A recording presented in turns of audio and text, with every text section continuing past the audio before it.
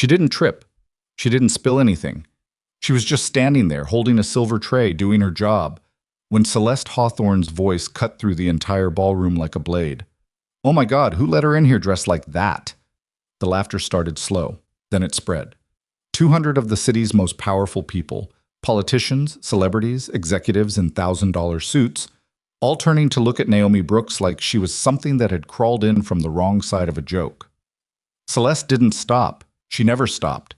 She pointed. She performed. She made sure everyone in that room understood exactly what she thought a woman like Naomi deserved. And Naomi stood there, tray in hand, chin up, eyes burning with everything she refused to let fall. If that were you, standing in that room, swallowing that humiliation in front of 200 strangers, what would you have done? Before we go further, if stories like this move you, stories about dignity, about people who deserve better finally getting it, please subscribe to this channel and follow Naomi's journey all the way to the end. Hit that like button and drop a comment telling me what city or country you're watching from. I want to see just how far this story has traveled. Now let's go back to the beginning, because what happened that night didn't start with Celeste's cruelty. It started years before, in the quiet corners of a mansion where one woman held everything together while the world refused to see her. Naomi Brooks had been waking up at 5:15 every morning for 11 years. Not because she had to. The job didn't officially start until 7, but Naomi had learned early, back when she was still a junior housekeeper folding linens with her grandmother's arthritic hands guiding hers, that the difference between a house that runs and a house that sings is the hour before anyone else arrives.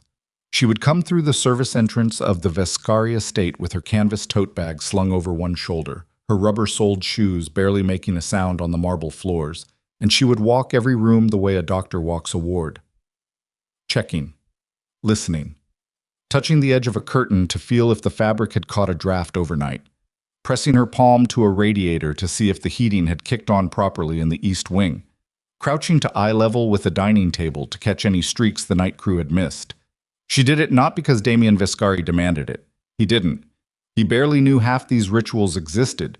She did it because this house was the closest thing to her own that she'd ever had. That was the thing nobody understood about Naomi. From the outside, from the eyes of someone like Celeste Hawthorne, she was just the help. A large black woman in a gray uniform who moved through expensive rooms she could never afford to own. But Naomi didn't experience it that way. Every room she cared for felt like a small piece of something she had built herself. Every employee she mentored, every junior staff member she shielded from the estate manager's sharp tongue, every struggling kitchen worker she quietly slipped an extra hour of pay to by fudging the timesheets. That was her architecture, her design, the only home she'd been allowed to build. She had grown up with her grandmother in a cramped apartment in the east side, 2 women sharing one bedroom because the second room was rented out to help cover the heat bill. Her grandmother, Cora, had worked domestic jobs her whole life, cleaning the homes of people who left their used tissues on the nightstand and expected them gone by morning. Cora had never complained about it, not once, but she had looked at Naomi sometimes, when Naomi was 12 or 13 and starting to fill out in ways that drew comments from boys at school, and she would say, "Baby, you're going to have to be twice as good and half as loud to get half as far. That's just the arithmetic of the world." Naomi had believed her. She still believed her. By the time she was 26, she had worked her way up from junior housekeeper to senior housekeeper at a mid-tier hotel downtown. By 31, she was managing a team of 14 at a private residence in the north suburbs. By 34, after the previous head housekeeper at the Vescari estate retired to Tampa with her bad hip and her 4 cats, Naomi had been hired through a staffing agency and had never left. She was 41 now. She had never been on a date that lasted past dessert. Not because she wasn't funny or warm or sharper than most people expected. She was all of those things. But because she'd spent enough first dates watching a man's eyes slide to the door that she had stopped making reservations at restaurants.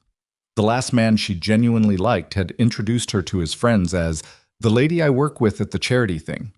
She'd excused herself to the restroom and walked out the back. She hadn't cried in the car. She'd turned on the radio and driven home with her jaw tight and her hands steady on the wheel, and when she got back to her apartment, she'd sat on the edge of her bed for a long time without taking her coat off. She didn't tell anyone about that. She never told anyone about anything like that. The staff at the Vescari estate knew her as calm, competent, and occasionally funny in a dry, quiet way that made the younger workers laugh when they weren't expecting to. They didn't know about the nights. They didn't know about the coat still on at midnight. They knew she would go to bat for them. They knew if Marcus from the kitchen was late because his daughter had a fever and the daycare wouldn't take her, Naomi would cover it in the log and nobody would hear about it. They knew if the estate manager, Mr. Holt, a thin-lipped man from Connecticut who wore cologne that announced itself 3 rooms in advance, tried to dock someone's pay over a minor breakage, Naomi would appear in his office within the hour, with documentation proving it was an existing crack in the item before it was ever touched. Holt had stopped trying to win those fights about 8 months in. Now he just grimaced and initialed where she told him. The staff loved her. They just didn't know her. And Damien Vescari, the man who owned the estate, the hotels, the development firms, the charitable foundations, and apparently a small island in the Adriatic that he'd never once visited. Damien Vescari didn't know her either, or so she thought. The night of the autumn gala started the way all the galas started. Controlled chaos.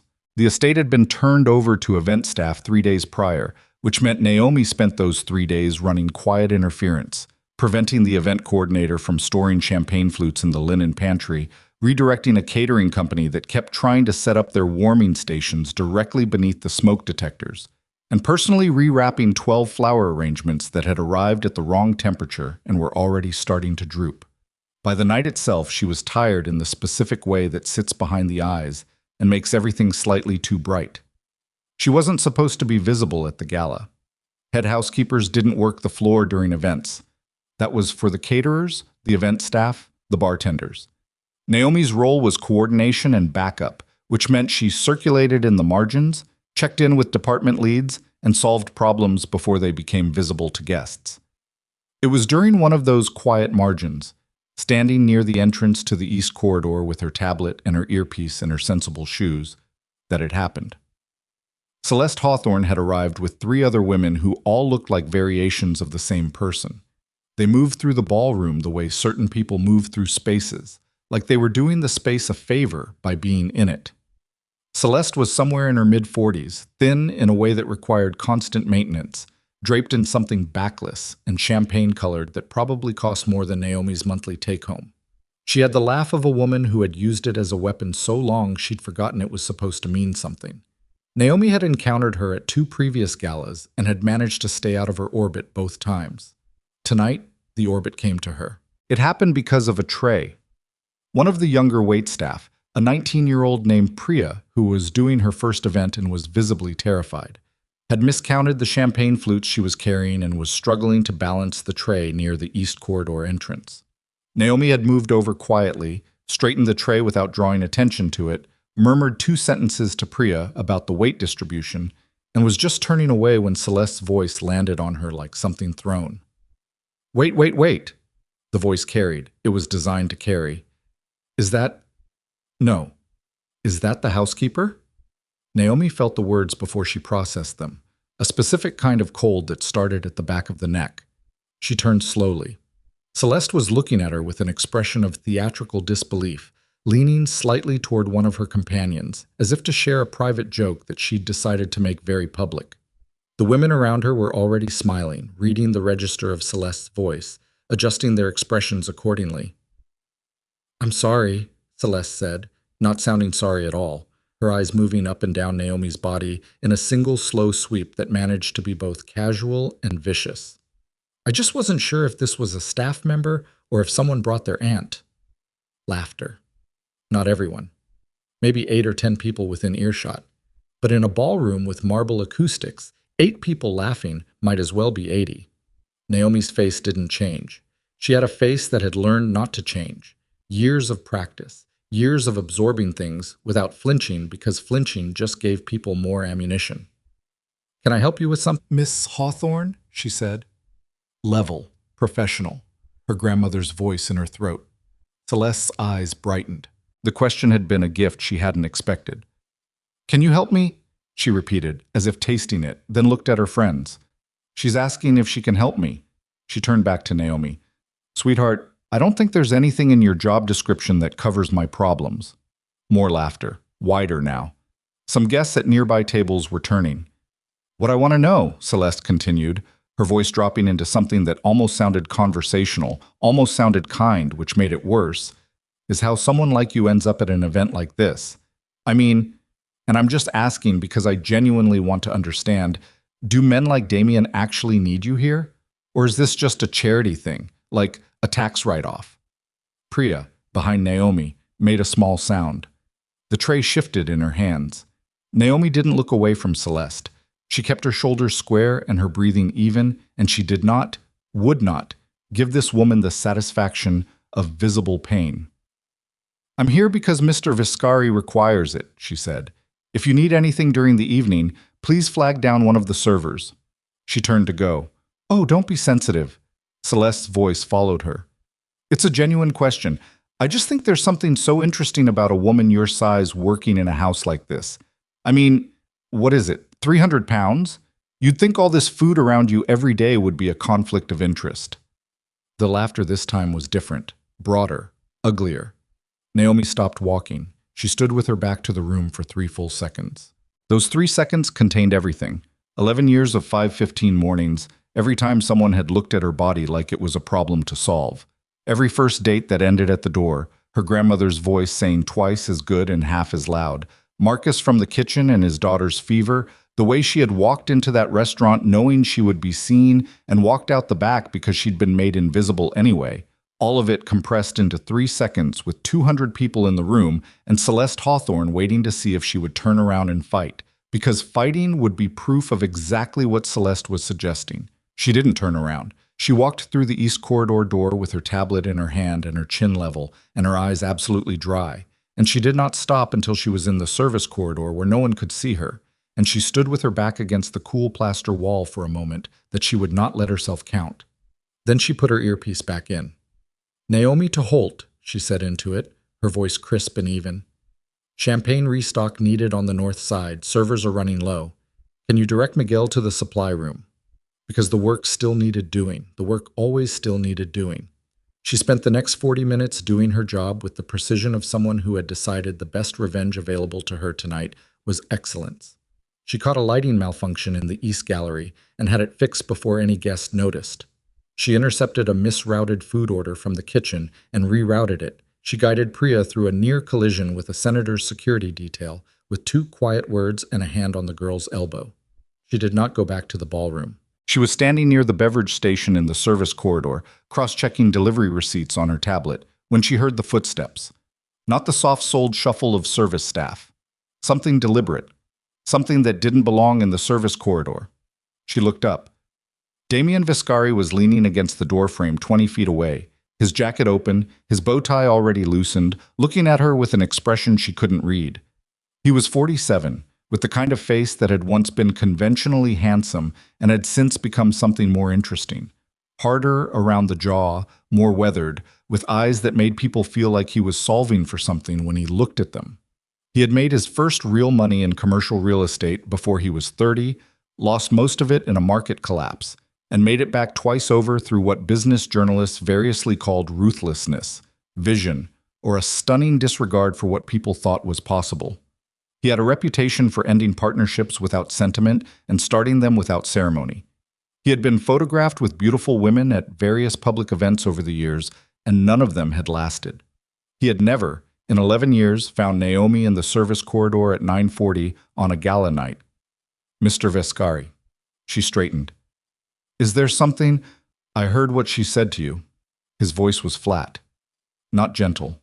Not soft. Flat. Like the statement of a fact that had settled somewhere in him with the weight of something that mattered. Naomi felt her shoulders go very still. "Celeste Hawthorne is a guest," she said carefully. "It's not—" "Who gave her the right?" he said, and his voice was quiet, but it had something in it she couldn't name, something that didn't sound like a man performing outrage for an audience. "To decide who deserves to be in that room?" Naomi looked at him. He was not asking for an answer. She understood that. He was asking the question the way people ask questions that have been sitting in them long enough to need air. She didn't say anything for a moment. Then, "I've been doing this job for 11 years, Mr. Vescari.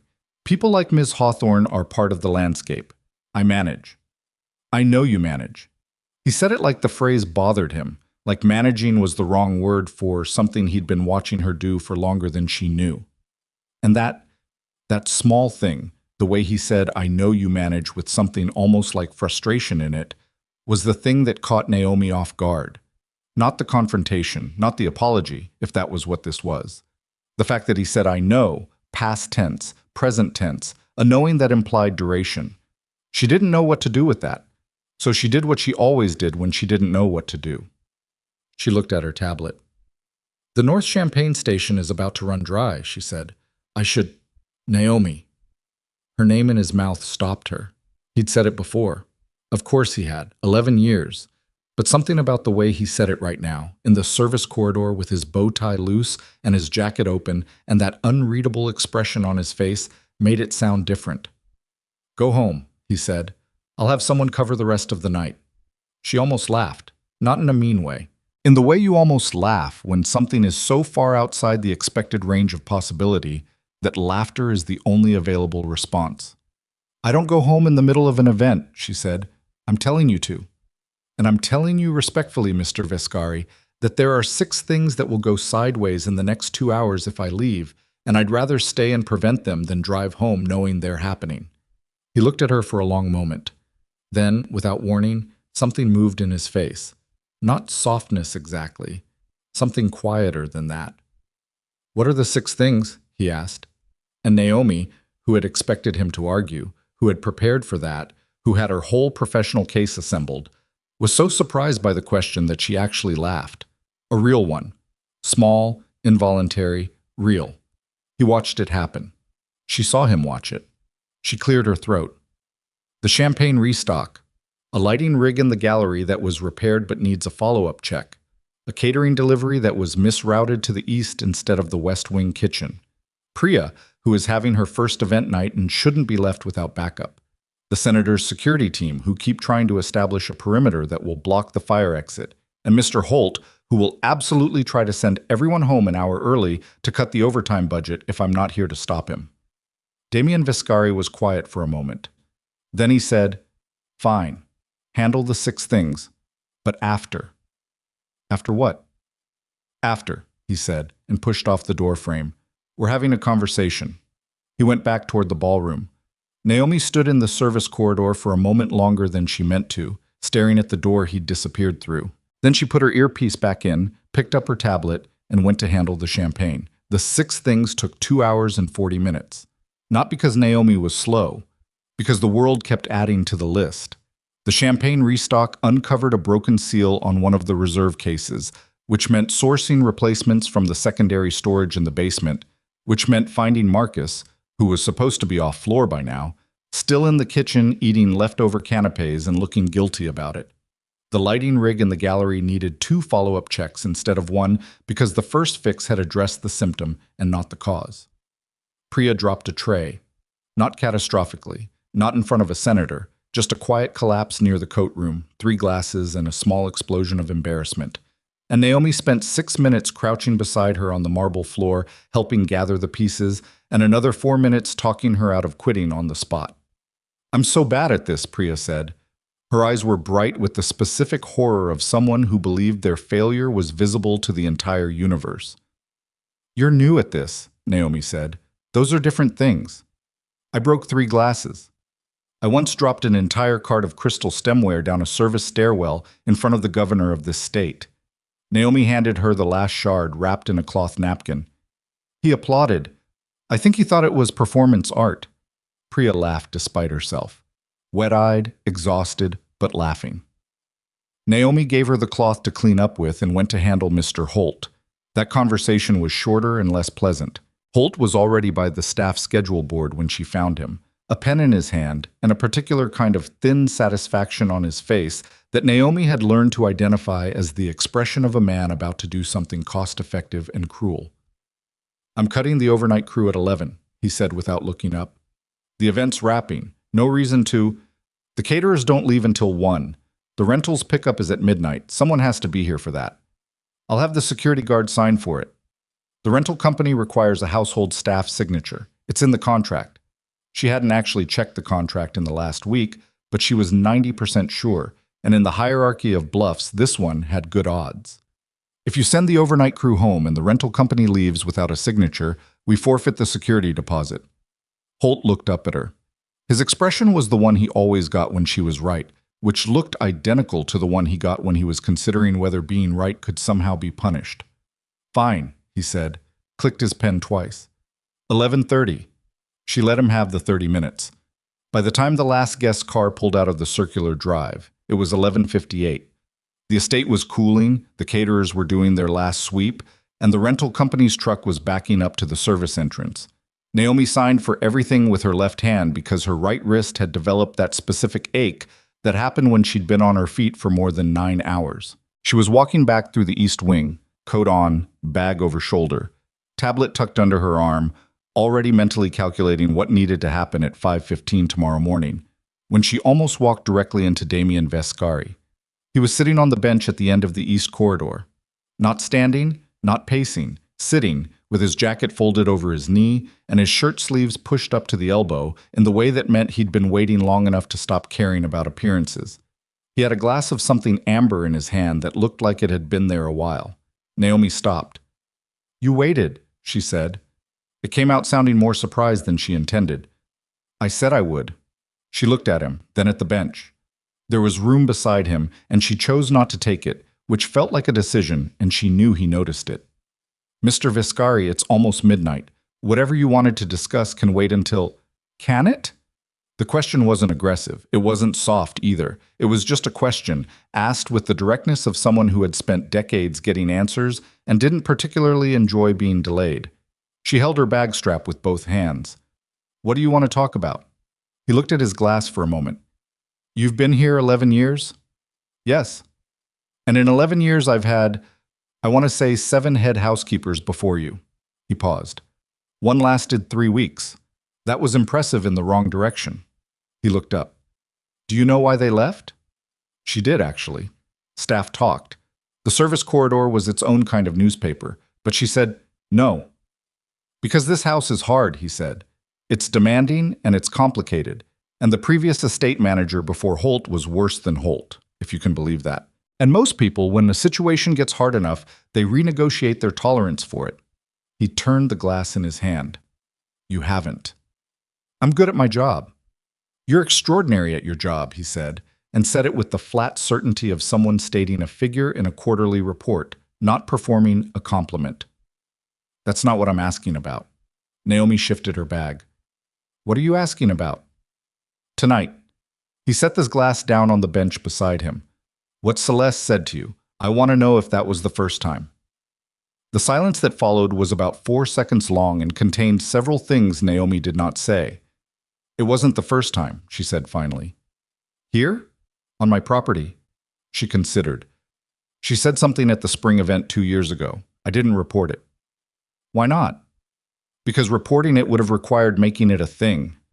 She heard her own voice harden slightly, not at him, but at the memory of the calculation she'd made that night.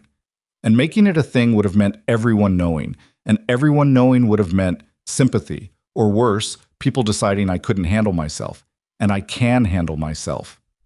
Damien looked at her steadily. "I know you can." "Then why are we having this conversation?" "Because handling yourself and being left alone to handle it are 2 different things." He picked up his glass again, not to drink, just to have something to do with his hands. She noticed that. A man who was restless in a way he'd learned to keep mostly internal. "And because I was in that ballroom tonight, and I didn't say anything the first time." Naomi went still. "The first time," he repeated, and there was something in the word that wasn't comfortable. "I heard her start. I was across the room. I thought, she'll stop, or someone else will say something, or it'll be over before it becomes—" He stopped himself, set the glass down again. It wasn't over. Naomi wasn't sure what to do with this. She had spent 20 years building a very specific internal architecture around situations like this one, the ability to absorb, process, and file without letting the weight of it show. She knew how to receive apologies. She'd received hundreds, most of them from people who needed the apology more than she did, who needed to feel better about having done nothing, or the wrong thing, or the late thing. This didn't feel like that kind of apology. This felt like a man telling her something true and being annoyed by the truth of it. I went back into the ballroom, he said. After I spoke to you in the corridor, I spoke to Celeste. He looked up, briefly. I didn't hear about that. It was brief, he said again, and his tone suggested it had not been pleasant. She has a way of reframing things. She told me you'd misunderstood her tone, that she was just being playful. He said the word playful, the way you'd say a word in a foreign language you didn't trust your pronunciation of. I told her I knew what I'd heard. Naomi realized she was gripping her bag strap harder than necessary. She made herself loosen it. Ms. Hawthorne is a significant donor to the foundation, she said carefully. I hope the conversation didn't— Don't do that. She stopped. Don't manage me, he said. Not harshly, but with a kind of precision. You manage everything in this house. You manage Holt and the vendors and the staff and the event coordinators. I'm asking you to stop for 5 minutes and just talk to me, without the job in between us. Naomi looked at him for a long moment. The thing was, she didn't know how to do that. That was the honest answer. The job had been the distance she kept between herself and everything that could hurt her. As long as she was the head housekeeper, she was defined and safe and measurable. She knew her value in that role. The rest of herself, the self that had walked out of restaurants and sat on the edge of beds in coats at midnight, that self didn't have clean edges. That self was the one she was careful about. It's late, she said. It is. I should go. Probably. Neither of them moved for a moment. Then Damien said, There's something I've been meaning to ask you for about 3 months. I keep finding reasons not to. He looked at her in the direct way he had, the way that made people feel like they were being calibrated. In the East Wing Library, the remodel we did 18 months ago, the bookshelves. She blinked. She hadn't expected that. What about them? I hated them. I know. He paused. You know? You moved the same book 3 times in the first week. You only do that when something about a room is bothering you. She had never said this out loud before. It was the kind of observation she kept in the same place she kept everything she noticed, which was a very full and very private place. The contractor built them floor to ceiling on the wrong wall. The light from the north window hits them wrong in the afternoon. Anyone who reads in there is going to have a glare problem for about 3 hours every day. He stared at her. I was going to say something to Mr. Holt, she said, but by then the contractor was already gone, and Holt would have made it into a whole procurement situation. So I just made sure the reading chair on the south side was positioned to avoid the worst of it. You moved the chair. By 14 inches, yes. He was quiet for a moment. And you know this because you read in there. It wasn't a question. She almost denied it anyway. Sometimes, early morning, before the house is up. Which books? Mostly design books, she said, and then felt unexpectedly exposed by that. The way you feel when someone asks a question that lands too close to something you keep covered. Architecture, interior theory. I know it's not— It's your favorite subject, he said. She stopped. How do you— Because I pay attention too. He said it simply, not as a trump card, just as a fact. You rearranged the vases in the west sitting room 4 times after we got them from that auction. Not because the arrangement was wrong, it looked fine each time. But each time it looked better, and then the last time, you put that pale blue one by the window where the morning light hits it, and it looked— He stopped, searched for the word. Right. It looked right in a way the others didn't. And the thing is, the interior designer we paid $90,000 to put those rooms together didn't see that. Naomi was not a woman who blushed. She had not blushed in years. Her face did something now that was adjacent to it, but she was not going to acknowledge it. It was just practical, she said. No, he said. It wasn't. He picked up his glass and finished what was in it. Set it down with a small, final sound. Stood up. He was taller than she remembered, or maybe it was just that she'd never been this close to him without a room full of people around. Go home, he said. Get some sleep. He picked up his jacket. But this conversation isn't finished. Mr. Vescari, Damien, he said. Not impatiently, just correcting. She said nothing. He looked at her once more, that calibrating look, and then walked toward the main wing, his footsteps fading into the quiet that a large house has after midnight. That specific silence that sounds like held breath. Naomi stood in the east corridor for a moment. Then she went home. She did not sleep well. The weeks that followed had a particular texture. Nothing dramatic on the surface. Naomi was still Naomi, up at 5:15, routing through the house like a careful tide, managing people and logistics and the 16 ongoing dramas of a large estate staff. But underneath that surface, something had shifted in the geometry of things, and she felt it the way you feel a change in pressure before weather. Damien started appearing, not constantly, not in a way that announced itself, but in a way she noticed because noticing was what she did. He came through the East Wing on mornings when he hadn't before. He stopped in the kitchen once and talked to Marcus for 20 minutes about the overtime situation. Naomi had not told him about Marcus's daughter or the schedule adjustments, and she didn't know how he'd come to know about it, but he had. He asked her twice in the same week what she thought of proposed changes to 2 different rooms in the estate. The second time, she told him, not the professional version, not the contractor's specifications indicate and per the vendor agreement. She told him what she actually thought, which was that the West Wing bedroom he was proposing to convert into an office was going to lose the only cross-ventilation in that part of the house, and that whoever used that office in July was going to run the air conditioning constantly at enormous expense and still be miserable by 2 in the afternoon. He had looked at her for a moment. Okay, what would you do instead? The room next to it, she said. The storage room. It's bigger than it looks because the closet on the east wall is actually a dead space from a renovation in the 90s. Knock it through and you get an extra 120 square feet, better light, and you keep the cross ventilation in the bedroom. He pulled out his phone. Who do I call to look at that? She told him. He called them that afternoon. She was not imagining things. She knew she was not imagining things because she was not a woman who confused professional interest with personal interest. She was too old for that and had learned that lesson too painfully. But she was also honest with herself in the private hours, and in the private hours she acknowledged that something had changed in how Damien Vescari occupied the space she moved through every day. He had weight now in her peripheral vision. He had never had weight there before. It was the fact that he'd waited on that bench. She came back to that. She kept coming back to it. Not the conversation. The conversation was explainable, even if it had been unusual. The waiting.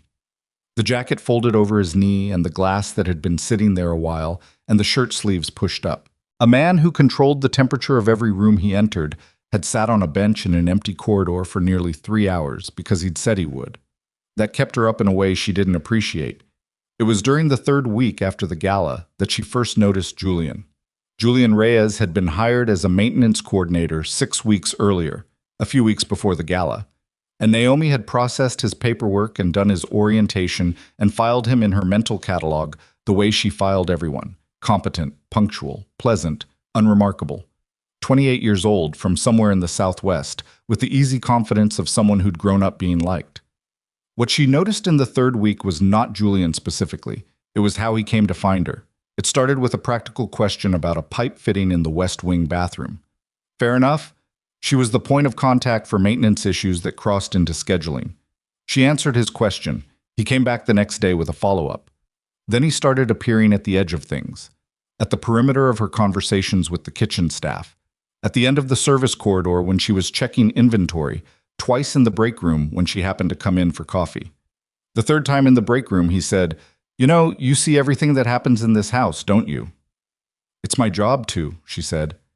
"Must be lonely," he said, knowing everything and not being able to say most of it. She looked at him. He was handsome in an uncomplicated way, with brown eyes that were already doing something warm and intentional, and she recognized what was happening the way you recognize weather.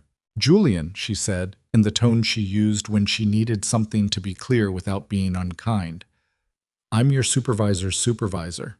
"I know," he said, "and I'm old enough to be—" "You're 41, he said. I looked at the HR directory. I'm 28. That's 13 years. My parents are 17 years apart. She blinked. Your parents' marriage is not a relevant variable. He smiled.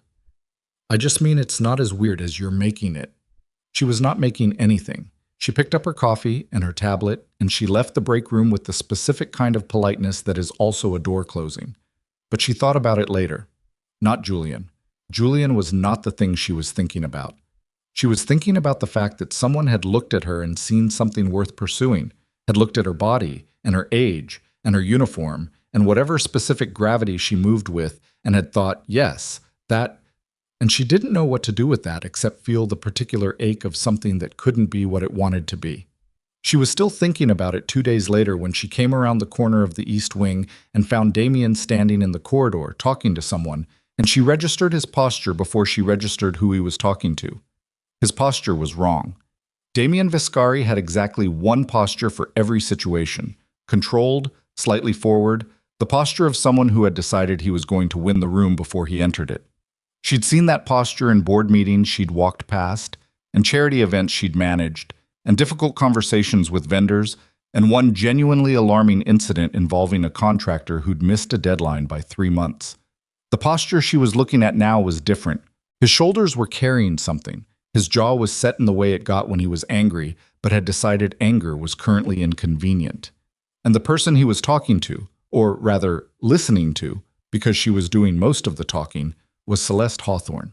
Naomi stopped 10 feet back, far enough to be out of the immediate sight line. Celeste had not been on the estate since the gala. Naomi didn't know what had brought her here. She hadn't seen a visitor log entry this morning, which meant either Holt had forgotten to record it or the visit had been arranged through a channel she didn't have access to. Neither possibility was comfortable. She could hear the shape of the conversation more than the content. Celeste's voice had that quality of sounding reasonable while saying something that wasn't, a skill she had apparently been practicing for decades. She was touching Damien's arm once, twice, a gesture that managed to look intimate without being demonstrable. His arm didn't move toward her or away, just stayed there, carrying something. Then Celeste turned her head, and Naomi saw the moment it happened. The moment Celeste registered her presence in the corridor, and the tiny, exquisite shift in Celeste's expression that most people wouldn't have caught. Most people. Celeste's eyes went from Naomi to Damien and back to Naomi, and the calculation in them was the kind that moved fast and landed somewhere specific. "Oh," Celeste said, and her voice changed, softened into something that sounded like surprise but wasn't. "Naomi, I didn't know you were there." Damien turned. He looked at Naomi, and his face did something complicated. Not guilt. She would have known how to read guilt. Something more like the expression of a man who had been managing 2 separate situations and had just watched them collide. "Ms. Brooks," he said, and the formality of it hit her somewhere unpleasant, that professional distance that had been absent from their midnight corridor conversation, suddenly reasserting itself in a way that felt like a correction. "Mr. Vescari," she said. "Same register, same distance." "Ms. Hawthorne." She looked at Celeste with an expression she had perfected over 20 years, which communicated absolutely nothing. "I didn't see a visitor log entry for this morning. I'll update the record."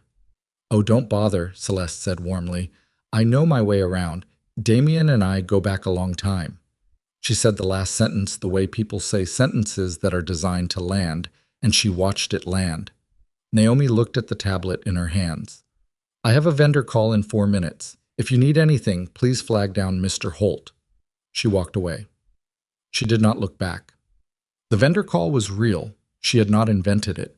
But she spent the first 3 minutes of it staring at a fixed point on the wall of her office, and not actually processing anything the vendor said, which was a thing that did not happen to her and had never happened to her, and was therefore notable in a way she did not want to note. She called back later and asked them to repeat the relevant figures. She spent the rest of that afternoon doing her job with the specific kind of energy that is actually anger at extremely low volume. She was efficient. She was precise. She caught 3 things that would have become problems and neutralized them without comment. She signed off on 2 purchase orders and disputed a third and sent a formal email to the contractor about the West Wing bathroom pipe that had apparently been a larger issue than Julian's initial report suggested.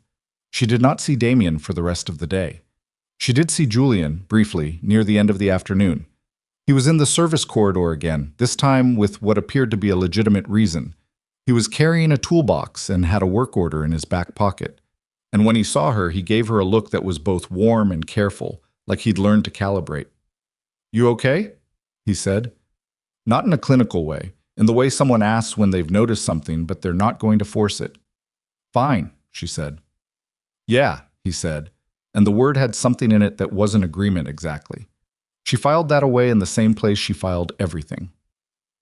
It was 2 days later, on a Thursday afternoon when the sky was doing that thing it did in late autumn, where the light turned early and everything went amber before 4 o'clock, that Holt came to find her. He came to her office, which he almost never did. He preferred to conduct their conversations in neutral spaces where neither of them held territorial advantage. And he sat down across from her desk without being asked to sit, which she noticed because Holt did not sit anywhere without treating it as a strategic position. "We need to talk about the Reyes situation," he said. She set down her pen.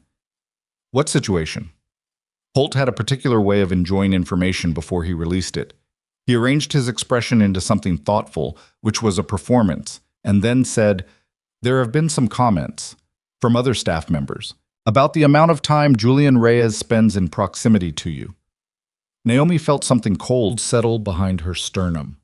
What kind of comments? Speculative ones. He cleared his throat in the small way that meant he was preparing to be unpleasant. The concern, and I'm conveying it, I'm not endorsing it, is that his work performance and his schedule have become somewhat irregular, and the irregularity correlates with, he paused, time spent near the main office corridor. Near her. He meant near her. He was saying it in the most elaborate possible way to avoid saying it directly, which was itself a kind of accusation. "Julian Reyes has come to me with maintenance questions," she said. "It's appropriate contact within the scope of my role." "Of course," Holt said, in the tone that meant of course not. "I'm just saying, perception. Within a staff environment, perception matters. And I would hate for anything to—" he tilted his head, "complicate your position." She looked at him for a long moment. Holt was not a stupid man. He was a small one, not in size but in the way he thought, in the particular pleasure he took in having leverage over things he didn't build. He had wanted her position in a sideways way ever since she'd arrived, not because he wanted to do the job, but because he didn't like someone else doing it better, and better had always been an affront to him. "Thank you for the feedback, Mr. Holt," she said, in the voice that closed conversations. He stayed seated. "There's something else." She waited. "Mr. Vescari has asked for a staff restructuring proposal," he said, "for the new hotel project. He wants recommendations on which estate staff might be considered for secondment positions." He looked at her with the expression of someone delivering news that is the opposite of what they're pretending it is. "He asked me to compile the list." And there it was. Not Julian, not the perception comments. This was what Holt had actually come for. "Has he specified what roles?" she asked. "A head of household operations for the hotel, vendor management, event coordination." He paused. "Senior level, high visibility." Another pause, carefully timed. "Naturally, I thought of you." She said nothing. "But I wanted to make sure," Holt said, "that you'd want that, given that it would mean a significant change in your current dynamic with the estate." With Damien, he meant, but he would not say it, because if he said it, he would be suggesting something, and if he were suggesting something, she could refuse it or confront it. This way, he was just being thorough. "I appreciate you thinking of me," she said. Holt smiled. It did not improve his face. "Of course." He left. Naomi sat in her office for a long moment after the door closed. The amber light from outside had shifted to something darker now, the sky pressing down the way it did when autumn was giving up on itself and giving in to what was coming next. She thought about the bench in the east corridor. She thought about Celeste's hand on Damien's arm and the tiny calculation in Celeste's eyes when she'd turned and found Naomi there. She thought about Julian asking if she was okay in the service corridor. She thought about Holt's smile.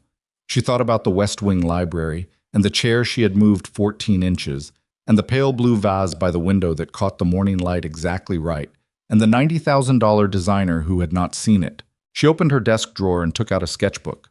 It was old. The cover was worn at the corners, and the binding was reinforced with a strip of tape where she'd cracked it 2 years ago by carrying it in an overfull bag.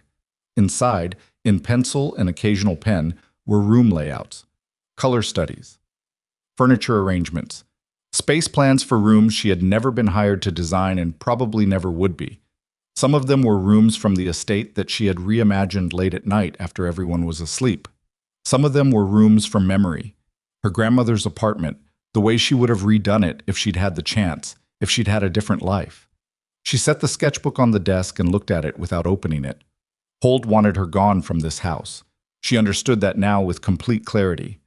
Whatever the restructuring proposal was, whatever secondment he was going to recommend, it was designed to move her out of proximity to Damien and into a situation where her influence over the estate and whatever had begun to grow in the corridors of it would be neatly and professionally removed.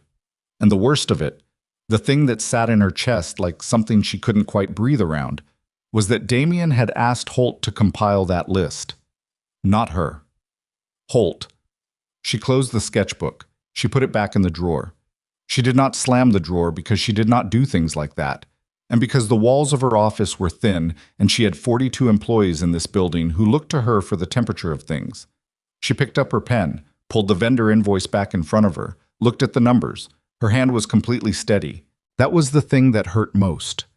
Not the anger, which she could manage, but the steadiness, which meant she'd had to become so good at absorbing things that even the ones that deserved to break something didn't break anything. She initialed the invoice, put it in the outgoing tray. And when Julian knocked on her office door 20 minutes later, holding a pipe fitting in one hand and a question in his eyes, she looked at him with an expression that was professional and clear and gave nothing away. And somewhere on the other side of the estate, in the main wing study, Damien Vescari stood looking at a list that Holt had emailed him and which had Naomi Brooks's name at the top, and he did not feel what he expected to feel when he saw it there. The email sat in Damien's sent folder with a timestamp of 11:47 p.m.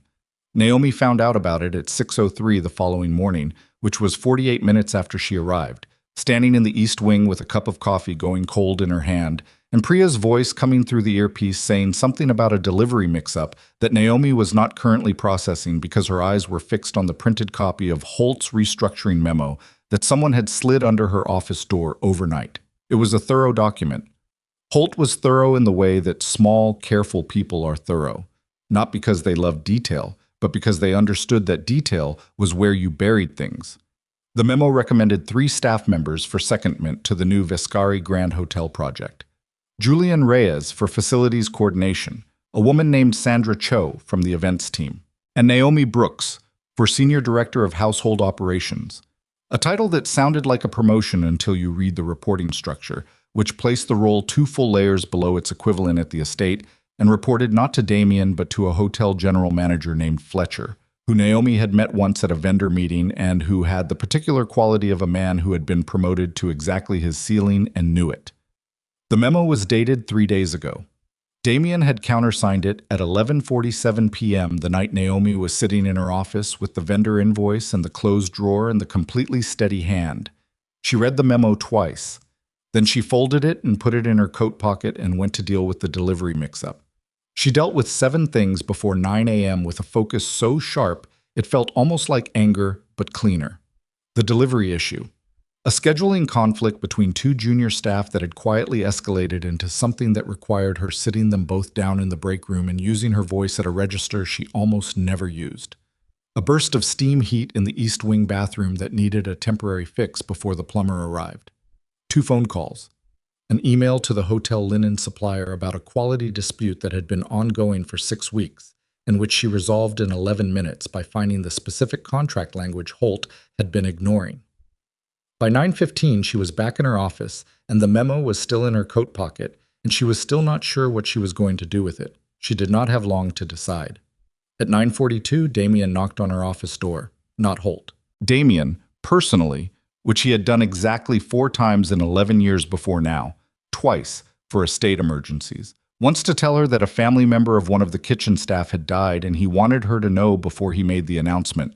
And once during a particularly bad ice storm when he'd come to check that the service corridors were heated. He came in without waiting, which was his way, and looked at her with the expression she was starting to recognize as his unresolved one. The expression that meant something in him hadn't settled yet, and he was still in the process of deciding what he thought.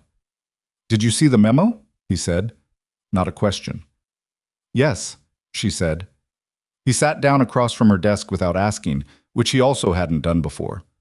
"Holt tells me you were informed last night. Holt came by yesterday afternoon. He mentioned the restructuring proposal." She kept her voice even. "Professional." The job between them, the way she'd put it there on purpose. He didn't tell me it had already been approved. Something moved across Damien's face. It hasn't been formally. You countersigned it at 11:47 p.m., she said. The silence that followed was about 3 seconds. She watched him recalibrate. I countersigned the framework, he said. The specific placements are still Mr. Vescari. She said it quietly, but it stopped him. I've been running this estate for 11 years. I know the difference between a framework and a done deal. The countersignature on a Holt restructuring memo is a done deal.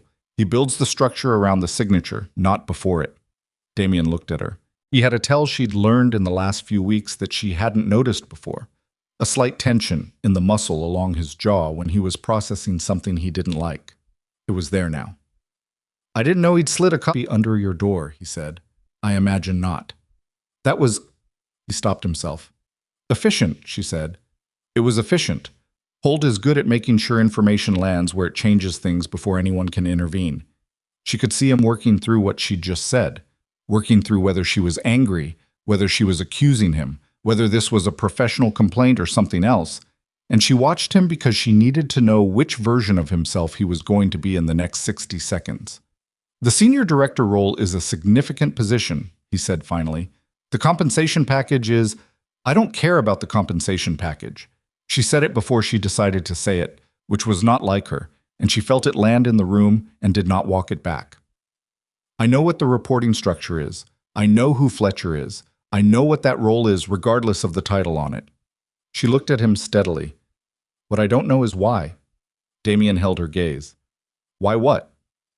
Why Holt compiled that list, why you signed it, why my name is at the top of a document that moves me out of this house. She paused. Why you didn't ask me? The jaw muscle again. There were operational reasons, he said. Okay, she said. Tell me one. Naomi. One reason, she said, and her voice stayed level, which cost her something. That doesn't have Celeste Hawthorne or Julian Reyes anywhere in it. The silence was longer this time. Damien put both hands flat on his knees and looked at the middle space between them for a moment that she counted. 4 seconds. 5. Holt told me, he said, that there were concerns among staff about the dynamic between you and the new maintenance coordinator. Naomi felt something very cold move through her chest. He told you that, she said. He presented it as a professional concern, that the irregularity in the maintenance coordinator's schedule. Julian Reyes came to my office with work orders, she said, 3 times, because I am his supervisor's supervisor, and that is the correct reporting channel for cross-departmental maintenance issues. She could hear the stiffness in her own voice, the controlled fury of someone who has been explained to in a way that is actually an accusation, and she made herself breathe before the next sentence. If Holt told you there was a dynamic, he was doing what he always does, which is taking a piece of truth and rotating it until it looks like something else. I know that, Damien said, and the way he said it, not defensively, not as a qualification, but with a flat directness that sounded like someone admitting something, stopped her. Then why did you sign it? She said. He was quiet. And in that quiet, Naomi heard the thing he wasn't saying. She heard it the way you hear certain things, not with your ears, but with the part of you that has been paying attention for 11 years, that has learned the specific gravity of a person, and can feel when something in that gravity has shifted towards something it doesn't know how to name. She heard it, and it did something to her chest that she did not have language for, and was not going to find language for in this office at 9:42 in the morning. I need to get to the plumber, she said. Naomi. She stood up, picked up her tablet. Her hands were steady. They were always steady, and she hated them for it. If the restructuring goes forward, she said, in the most professional voice she owned, I'll make sure the transition is clean. I can have documentation prepared for whoever takes the estate role within. I don't want your transition documentation. His voice came out harder than she thought he intended, and she saw him register that, saw his jaw tighten in a different way. Then what do you want? She asked. She was still standing. She had not moved toward the door, but she had not sat back down. He looked up at her, and the look had something in it she was not ready for. Not the calibrating look, not the professional assessment look, not the watching her solve problems look she'd learned in the last few weeks. Something rawer than any of that. Something that sat uncomfortably in his face. like a man who was being honest in a way he hadn't chosen. "I don't know yet," he said. "That's the problem." She left the office. The plumber was a man named Carl who had serviced the estate's pipes for 9 years and who Naomi liked because he fixed things without drama and never oversold the damage. She stood beside him in the East Wing bathroom for 20 minutes while he diagnosed the steam issue and gave her 3 options with honest price estimates, and she chose the middle one. And the whole conversation was clean and practical, and she was grateful for it with a specific gratitude that had nothing to do with plumbing. She was in the main supply corridor at 11:15 when she heard Celeste's voice. Not in the estate, outside, in the side garden, near the east terrace, where the door from the main wing study opened out onto the gravel path.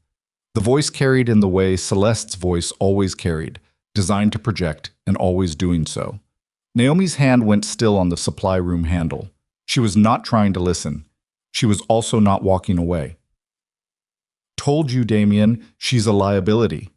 Celeste's voice had dropped below its social register into something more direct, and the directness of it was somehow more alarming than the performance voice. "I'm not talking about her personally. I'm talking about perception. You have investors watching this hotel project. You have press already speculating about your personal life because of what happened at the gala. I made a statement at a party." Damien's voice, harder than in her office, more closed. "That's not a... You humiliated me in front of 200 people." Still direct, still controlled, but under it something hot. "And then you spent the next 3 weeks visibly, I don't even know what the word is, hovering, around your housekeeper. Do you know what people are saying?" "I don't particularly care what people are saying." "You should." A pause. Footsteps on gravel. "Damien, listen to me. This is not jealousy. I'm telling you as someone who has known you for 15 years. This woman, whatever your intentions are, is not going to..." She stopped. Something changed in her voice, a slight modulation downward. "She doesn't fit the world you live in. I know that sounds harsh. I know it does, but you know it's true." Silence. "The hotel project," Celeste continued. "Your investors, Chen and the Hartwell Group. They're already nervous about the design team changes. If you put a woman with no professional design credentials in a senior aesthetic role, it will not look like confidence. It will look like a distraction. And distractions cost money, and they cost trust, and they cost you things you've spent 20 years building." Naomi realized she had been holding her breath. She let it out slowly, silently. The supply room door was cold under her palm. "So what do you recommend?" Damien said. Not warmly. "The restructuring Hold put together is smart," Celeste said. "It gives her a real role. It's not dismissive. You can do right by her without..." A pause that had something careful in it. "Without it becoming something that hurts both of you." Naomi stepped back from the door. She walked back down the supply corridor at her normal pace. She did not run. She did not change her pace at all. She went to the break room, poured out the coffee she had poured 40 minutes ago that had gone completely cold, poured a new cup, and stood at the counter with both hands around the mug and looked at the surface of the coffee, which was dark and still. Celeste Hawthorne knew about the design role, which meant the conversation about Naomi's sketchbook, the vase, the library chair, the West Wing storage room, had not stayed between her and Damien. It had moved. Through Holt, possibly. Through Celeste herself, if she had been in contact with Holt, which Naomi now considered a genuine possibility. The two of them had been at 3 events together over the last 2 years, and Holt's particular gift was finding people who wanted things moved and making himself useful to the movement. She drank the coffee. It tasted like nothing. She put the mug down and went back to work. 3 days passed in which she was the best version of herself professionally, and it cost her more than she would ever say. She managed the estate with her usual precision. She caught problems before they became problems. She covered for Marcus again when his daughter's daycare situation collapsed a second time, and this time she adjusted the schedule herself rather than adjusting the log, which was the right thing to do and a small act of defiance against the creeping feeling that she was being slowly managed out of the life she had built in this house. Julian found her on the second day, not in the break room, in the East Wing corridor during the hour before the house woke up, when she was doing her morning walk. He had never appeared during the morning walk before, and she understood that he had looked for a time and place where she would be alone and where the conversation could be private. I know you know, he said. He didn't approach her. Kept 6 feet of corridor between them, which told her he'd thought about what would and wouldn't be appropriate, which she noted. Know what? She said. That Holt talked to someone. About me. About being... He stopped. Ran a hand through his hair in the gesture of a young man who was angry and trying to be less than he felt. I didn't start anything. I like you. I'm allowed to like you. That's not a work violation. No, she said carefully. It's not. But Holt took something harmless and made it useful to him, she said. That's what he does. I'm not angry at you. He looked at her. Are you angry at anyone? She thought about Celeste on the gravel path, about the restructuring memo, about Damien's signature at 11:47 p.m., and the look on his face in her office that she didn't have language for. I'm fine, she said. Yeah, he said, with the same inflection he'd used in the supply corridor. The inflection that meant he didn't believe her but had the sense not to push. She walked past him. The twist happened on a Thursday. Not dramatically. Not with warning. It happened in a conference room in the main wing that Damien used for investor meetings. And it happened because Naomi was walking past with a vendor form that needed Damien's signature, and his assistant had told her he was in the conference room between meetings for exactly 4 minutes. She knocked. Heard his voice say, "Come in." Opened the door. He was not alone. 2 men she recognized from the hotel investor group, Chen and a heavy-set man she thought was Hartwell, were seated at the conference table, and they were looking at a set of documents that were laid out in a way that was unmistakably architectural. Floor plans, elevation drawings, color palettes. Naomi processed this in the first half-second. In the second half-second, she processed what was in the corner of the room, propped against the wall, where someone had leaned it, her sketchbook. Her worn, taped spine, pencil and pen sketchbook that had been in her desk drawer, in her locked desk drawer, and which was now leaning against the wall of Damien Vescari's conference room in front of 2 hotel investors. She stood in the doorway. Damien looked at her, and his face, for the first time in 11 years and in all the weeks since the gala, showed something she could only read as caught. Ms. Brooks, he said, the formal name again, the job between them. This isn't a good time. She looked at the sketchbook, back at him. Of course, she said.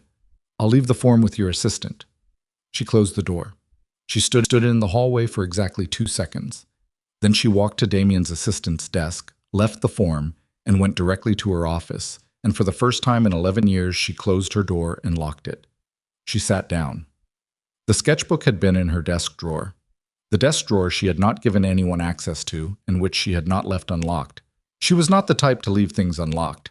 She was the person who checked that all the locks were right, on supply rooms, on storage areas, on the wine cellar, on her own desk, every night before she left the building. Except 3 days ago she had left in a different kind of state than usual. After Damien had been in her office, after the conversation about the memo, after the look on his face that she'd been carrying with her since, which had made her leave the building at a different time, using the main exit instead of her usual service door, which had been different from her pattern, and someone had come into her office while she was gone. She picked up her phone, called the building security line, asked, in the most neutral voice she had, for the after-hours access log for her office corridor. The security guard, a man named Darnell who she had known for 6 years, told her the log showed 1 after-hours keycard entry to her office corridor. 3 days ago. At 9:56 p.m., Holt's keycard. She put the phone down. She sat with that for a moment, with the specific feeling of having your private things handled by someone else's hands. Her sketchbook. Her grandmother's handwriting in the margins of one of the early pages where Cora had sat beside her once at the kitchen table and pointed at a room plan Naomi had drawn at 15 and written this one, "Baby, this one is beautiful. Holds hands on that." She opened her desk drawer. The sketchbook was gone. Obviously. She could see the rectangular absence where it had been, the slight impression in the drawer's felt lining from years of sitting in the same place. She closed the drawer. She opened her laptop. She typed a 6-sentence email to the building security manager documenting the unauthorized after-hours access to her office corridor and requesting that the incident be logged as a security protocol concern. She CC'd HR. She did not CC Damien. Then she sat back. The sketchbook in the conference room was the thing she couldn't get past. Not the theft of it, the placement. Against the conference room wall, where the investors could see it if they looked, where Damien had to have put it, or sanctioned it being put. Where the drawings inside it, her grandmother's note in the margins, her private reworkings of rooms she'd never been paid to design, were in a room with men who were deciding whether a hotel was worth their money, which meant Damien had shown them her work, had shown them her private work, taken without her knowledge from a locked drawer, and presented it. To what end she didn't know, except that Chen and Hartwell had been looking at architectural documents, and she had seen the color palettes, and she knew her own color palettes, the way she knew her own handwriting. She thought about Celeste on the gravel path. You can do right by her without it becoming something that hurts both of you. She thought about the restructuring memo and the formal title and the reporting structure 2 layers below its equivalent. She thought about the 11 years and the 5:15 mornings and her grandmother's handwriting in the margins. She thought, I have been a problem that people have been solving around me. Not with her. Around her. The thought had the quality of something that had always been true and had simply become visible. She stood up. She unlocked her office door, walked to the conference room, knocked, opened it without waiting for an answer, which she had never done in 11 years and which was apparently going to be today's first time. The 2 investors looked up. Damien looked up. I need my sketchbook, she said. Her voice was steady. It was always steady. She walked past the investors' chairs to the corner of the room, picked up her sketchbook from where it leaned against the wall, tucked it under her arm, and turned around. Damien was standing now. Naomi, I understand you've been looking at my drawings, she said. I would have appreciated being asked. Chen looked between them with the politely blank expression of a man who understood he was witnessing something private and was waiting for it to be resolved so he could get back to his documents. This isn't, Damien started. I'm sorry for the interruption, she said to the investors. And then to Damien, with the steadiness that had always been both her greatest skill and the thing that had cost her the most. We can talk when your meeting is finished. She walked out. She walked back to her office, put the sketchbook in her bag, not in the drawer. In her bag, where it was leaving the building with her tonight. She sat at her desk, and somewhere in the 20 minutes that followed, in the specific quiet of sitting alone with a decision that had not quite formed itself into words yet, something in Naomi Brooks that had been braced for 11 years, and possibly for much longer than that began, very slowly, to change its position. Not break. Not collapse. Not the thing people assumed happened when you finally reached your limit. Something more like a structure deciding to bear its own weight differently. She pulled up her laptop and opened a blank document, and for the first time in 11 years she began to type something that was not an inventory list or a vendor dispute or a staff schedule. She typed, Proposal for Interior Design Services, Vescari Grand Hotel Project. Her hands were steady. They had always been steady. But this time it felt like something she was choosing rather than something she was enduring, and that was a difference she felt in the exact center of her chest, in the place where she had been keeping things covered for longer than she could account for. She typed for 45 minutes without stopping. She sent the proposal at 7:43 p.m. Not to Holt. Not through any of the channels she was supposed to use. Directly to Damien's personal email address, which she had for emergency estate matters, and had used exactly twice in 11 years. Once when the boiler failed during a February ice storm, and once when a pipe burst in the West Wing the night before a charity board meeting. She used it now because she was done letting things move around her. The proposal was 14 pages. She had written it in 45 minutes and spent 2 hours refining it, which was the fastest she had ever produced anything of professional consequence, and also the most honest thing she had written since her grandmother had been alive to read her work. She itemized the hotel's 3 public spaces, the lobby, the main dining room, and the event hall, with specific design frameworks for each. She cited her materials choices with vendor contacts and price points. She included 2 mood boards she'd built from reference images she'd pulled from her own files she'd been keeping for no reason except that she couldn't stop, and she'd attached them as PDFs because she knew how Damien read documents, quickly, looking for the structure before the detail. And she wanted the structure to be unmistakable. She did not apologize for submitting it. She did not frame it as a request. She wrote in the cover note, I understand you've seen my sketchbook. Here is the professional version. I would like the opportunity to present it. Then she sent it, shut her laptop, put her bag over her shoulder, and went home. She slept better than she had in 3 weeks. Not well, but better.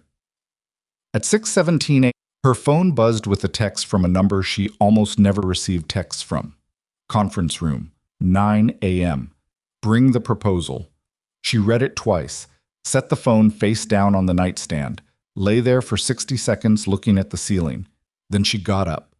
She arrived at the estate at her usual time, did her usual walk, handled 2 things before 7:30, and was at her desk by 8:15 responding to a vendor dispute she'd been managing for 2 weeks. She was not going to change her morning because of a 9 a.m. meeting. She was not going to treat it as something that required a different version of herself. She was going to walk in there as the person she had always been, except that she was also going to walk in there with 14 pages she had written from scratch in 45 minutes, which was a thing she had not known she could do until she did it. At 8:50, she refilled her coffee. At 8:58, she picked up the printed proposal from her desk. She'd reprinted it that morning on the estate's better paper stock, which she justified to herself as professional standard and which she suspected was something more than that. And she walked to the main wing conference room. Damien was already there, not with investors this time. Alone, with 2 coffee cups on the table, which she noticed and did not comment on, and her email open on his laptop, the proposal document pulled up to the first page. She sat down across from him. He looked at her for a moment. She looked back. "You should have asked me," he said. Not the proposal, the sketchbook. He was saying it clearly, without cushioning, which was the thing she had needed to hear and which landed anyway with a specific weight. "Yes," she said. "You should have." He accepted that. "I wanted Chen and Hartwell to see the work before they saw the person. I thought if they saw the drawings first, you thought they'd be more likely to take it seriously if they didn't know it came from your housekeeper." He held her gaze. "Yes." She sat with that for a moment. The honesty of it was not comfortable, but it was honest, and she'd had enough of things being managed into comfortable shapes. "The proposal," he said. He turned his laptop slightly so she could see the screen. "Page 7, the event hall framework. Walk me through it." And so she did. She talked about the event hall for 11 minutes, and then the lobby for 8, and then the dining room for 14, and somewhere in the middle of the dining room section, she stopped being aware of whether she was nervous and started being aware only of the work, which was how she knew it was real, when the thing she was doing made her forget to monitor herself doing it. She talked about light and proportion and the way a room that is too symmetrical makes people unconsciously tense because the human eye evolved to be suspicious of perfect balance in nature. She talked about the vendor contacts she'd cultivated over 11 years, and why 3 of them would discount significantly for a Vescari project. She talked about the east-facing window wall she'd noticed in the hotel's architectural drawings, and what it meant for the morning light in the dining room, and why the designer Holt had recommended for the hotel project would almost certainly put the wrong furniture against it. When she finished, the room was quiet. Damien had not interrupted her once, which was not his way in business conversations. She had walked past enough of his meetings to know he was a man who asked questions mid-sentence. He hadn't asked one. "The designer Holt recommended," he said. "Leon Ferris. He does beautiful work," she said, because it was true. "His residential projects are excellent. He doesn't have hotel experience and his aesthetic runs dark and enclosed, which works in a private home and will feel oppressive in a lobby people pass through for 4 seconds. How do you know his aesthetic?" "I've studied his portfolio," she said simply. Damien leaned back in his chair. He had the expression he got when something had settled somewhere in him. Not satisfaction exactly, more like the resolution of a minor dissonance. The investors liked the drawings. "I'm sure they did." Chen asked who the designer was. "I told him I was still in conversations." He paused. He said whoever it was understood hospitality space in a way that was unusual. She felt something move in her chest. She kept her face still. "I'm not a professional designer," she said. "I have no formal credentials. That's going to be the first objection." "I know." "Holt will make it the loudest objection." "I know that too." He leaned forward, put his hands flat on the table the way he had in her office. "Tell me why I should do this anyway." She thought about all the ways she could answer that question. The professional version, the strategic version, the version that made it about his hotel and his investors and his bottom line. And then she thought about 45 minutes of typing something true for the first time in a long time, and her grandmother's handwriting in the margin of the sketchbook that was now in her bag on the chair behind her. "Because the work is good," she said, "and you already know it." He held her gaze for a long moment. Then he picked up his phone and typed something, and 3 minutes later his assistant appeared at the conference room door. "Get Leon Ferris on the phone and let him know we'll be going a different direction on the hotel project," he said. "And get me a meeting with Chen for this week." His assistant blinked once. "Of course." The door closed. Naomi looked at Damien. He was looking at his laptop screen, scrolling back through something in the proposal. "The restructuring memo," she said. "I'm pulling your name from it." "And Holt?" He looked up. "What about Holt?"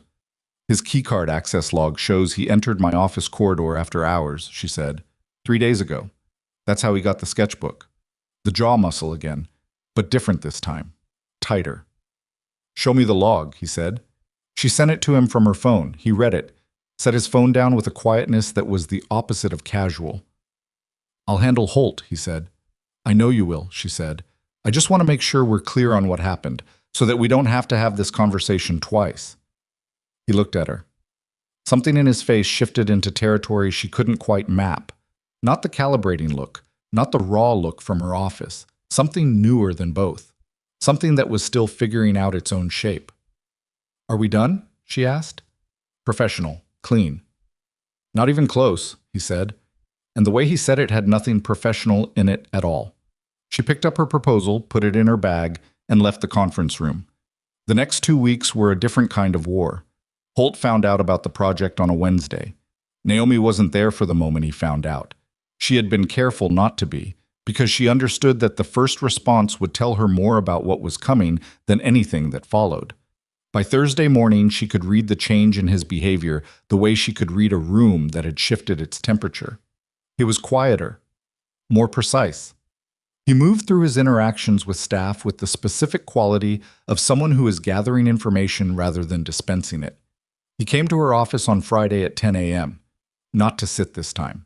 He stood in the doorway, which was a posture that kept him technically uncommitted to the conversation. "I heard about the hotel project," he said. "Okay," she said. She did not look up from her screen immediately, made him wait 1 beat, then 2, then looked up. "What about it?" "I think there's been a misunderstanding about what Mr. Vescari intends," he said. "My understanding was that any design role would be subject to a professional credentials review." "Then you should clarify that with Mr. Vescari." "I'm clarifying it with you," he said. And the directness of it was new. Holt was usually oblique, worked in implication and management speak, and the fact that he was being direct told her the oblique approach had run out of room. "You've been a housekeeper for 11 years. An excellent one. But a design project of this scale requires liability coverage, professional indemnity insurance, industry standard contractual." "I'm aware of the insurance requirements," she said. "I've already been in contact with a broker." He paused. "When?" "Yesterday." The pause that followed was brief but visible. He had not expected her to be ahead of him. He had probably assumed, she saw this in the recalibration of his expression, that the conversation she was about to describe as going fine would actually be a conversation she hadn't had yet, which would give him time to create obstacles between her and having it. "The investors are going to want to see credentials," he said. "A portfolio." "I have a portfolio. A professional one. Not—" He stopped himself just before he said a sketchbook. "I have 14 years of documentation," she said. "Every space I've managed in this estate has been photographed at my direction to a professional standard. I have before and after records of every significant change I've made to this property, including the redesign of the East Wing sitting room that you presented to the insurance assessor as your own recommendation 2 years ago." The silence was different now, colder. "That's a significant claim," he said. His voice had gone flat. "It's a documented one," she said. "I have the email chain." Holt was still in the doorway. He had the expression of a man who had walked into a room expecting to manage a situation and was discovering that the situation had already managed itself. "What do you want, Naomi?" he said. And he used her first name, which he almost never did, which told her he was done with the professional register and into something more real. "I want to design the Vescari Grand," she said. "That's all." "That's not all," he said. "And you know it." She looked at him steadily. He left. The war with Holt went cold after that. not resolved, cold, which was in some ways worse because cold meant strategic, and strategic meant patient, and Holt was a patient man. The meeting with Chen happened on a Tuesday at the hotel site, which Naomi attended for the first time. She had driven past the building dozens of times. It was 3 miles from the estate, an 8-story structure in what had been a warehouse district, and was now the kind of neighborhood that had artisan coffee shops on one corner and a remaining old guard hardware store on another, holding its ground. The building's bones were good. She had thought so from the outside. From the inside, it was even better. The lobby was raw concrete and exposed steel, and standing in the center of it, she felt the space around her the way she always felt spaces. Not as a room, but as a problem with a beautiful solution somewhere in it. The ceiling was 22 feet. The east wall was the window wall she had seen in the drawings. In morning light, which it currently was, the quality of illumination was extraordinary. Chen was a precise man in his early 60s with the manner of someone who had spent decades making decisions about very expensive things and had learned to compact his reactions to almost nothing. He shook her hand, looked at her with the politely neutral assessment she had come to expect from investors, and said, "Mr. Vescari tells me you've been managing his estate for 11 years. "That's right," she said. "The work in your proposal, is any of it from the estate?" "Most of it," she said. "The formal documentation is. The conceptual basis is from a body of work I've been developing independently." "The sketchbook," he said. She absorbed the fact that Damien had told him about the sketchbook. "Yes." "I looked at the drawings for about 20 minutes before Vescari told me who made them," Chen said. "I thought they were from a senior designer at a hospitality firm." He tilted his head slightly. "I want to be direct with you. The work surprised me. I don't mind being surprised. What I mind is risk. This project is $63 million. If the design fails commercially, if guests don't respond, if reviewers don't respond, we lose not just money but positioning in a market we've been trying to enter for 4 years. "I understand that," she said. "So tell me why you won't fail." She thought about the question for exactly as long as it deserved. Not performing thought, actually thinking. "Because I've been managing spaces that people live in and move through every day for 14 years, she said. "And I've been studying why some rooms make people feel welcome and some make them feel watched, and some make them feel like they're in the right place for the first time. I don't have a design degree. I have 14 years of daily observation at close range, and I have the specific advantage of being someone who has always been treated as invisible in rooms like this." She held his gaze. "I know exactly what a room looks like to someone who isn't supposed to be comfortable in it, and I know how to fix that." Chen was quiet. Then he said, "What's the timeline on the lobby?" She told him. The meeting ran 90 minutes past its scheduled end. On the way out, Chen paused at the door and looked back at the lobby space once more. "The window wall," he said. "In the proposal you mentioned morning light as the primary asset. How do you protect that in the afternoon when the west sun comes in?" "There's a structural column on the west side that takes diffusion panels without visible hardware," she said. "You'd lose nothing visually and gain about 40% reduction in afternoon glare." He nodded once. Went out. Damien fell in step beside her on the way to the parking structure. The other investors had gone ahead. For a moment they walked in a silence that had a different quality from all the silences before. Not professional silence, not the silence of things not said, but something closer to the silence of two people who have been moving in parallel long enough that the parallel has started to feel like proximity. "Chen is going to say yes," Damien said. "I think so," she said. "Holt is going to try to find a way to block it." "I know. I'm going to have a conversation with Holt this week that I should have had 6 months ago." He paused. "Possibly a year ago." She said nothing. "Naomi." They had reached her car. She turned. He was looking at her with the expression that had been evolving over the last few weeks. From calibrating to raw to something she still didn't have a name for, except that it was very direct and completely unmanaged, which was rare for him, which she noticed. "I signed that memo," he said, "because Holt presented it on a night when I'd had an argument with Celeste and I was—" He stopped. Started again. "I was not thinking clearly. That's not an excuse. I'm telling you because you asked why, and the honest answer is that I made a bad decision when I was not in a good place to make decisions." She looked at him.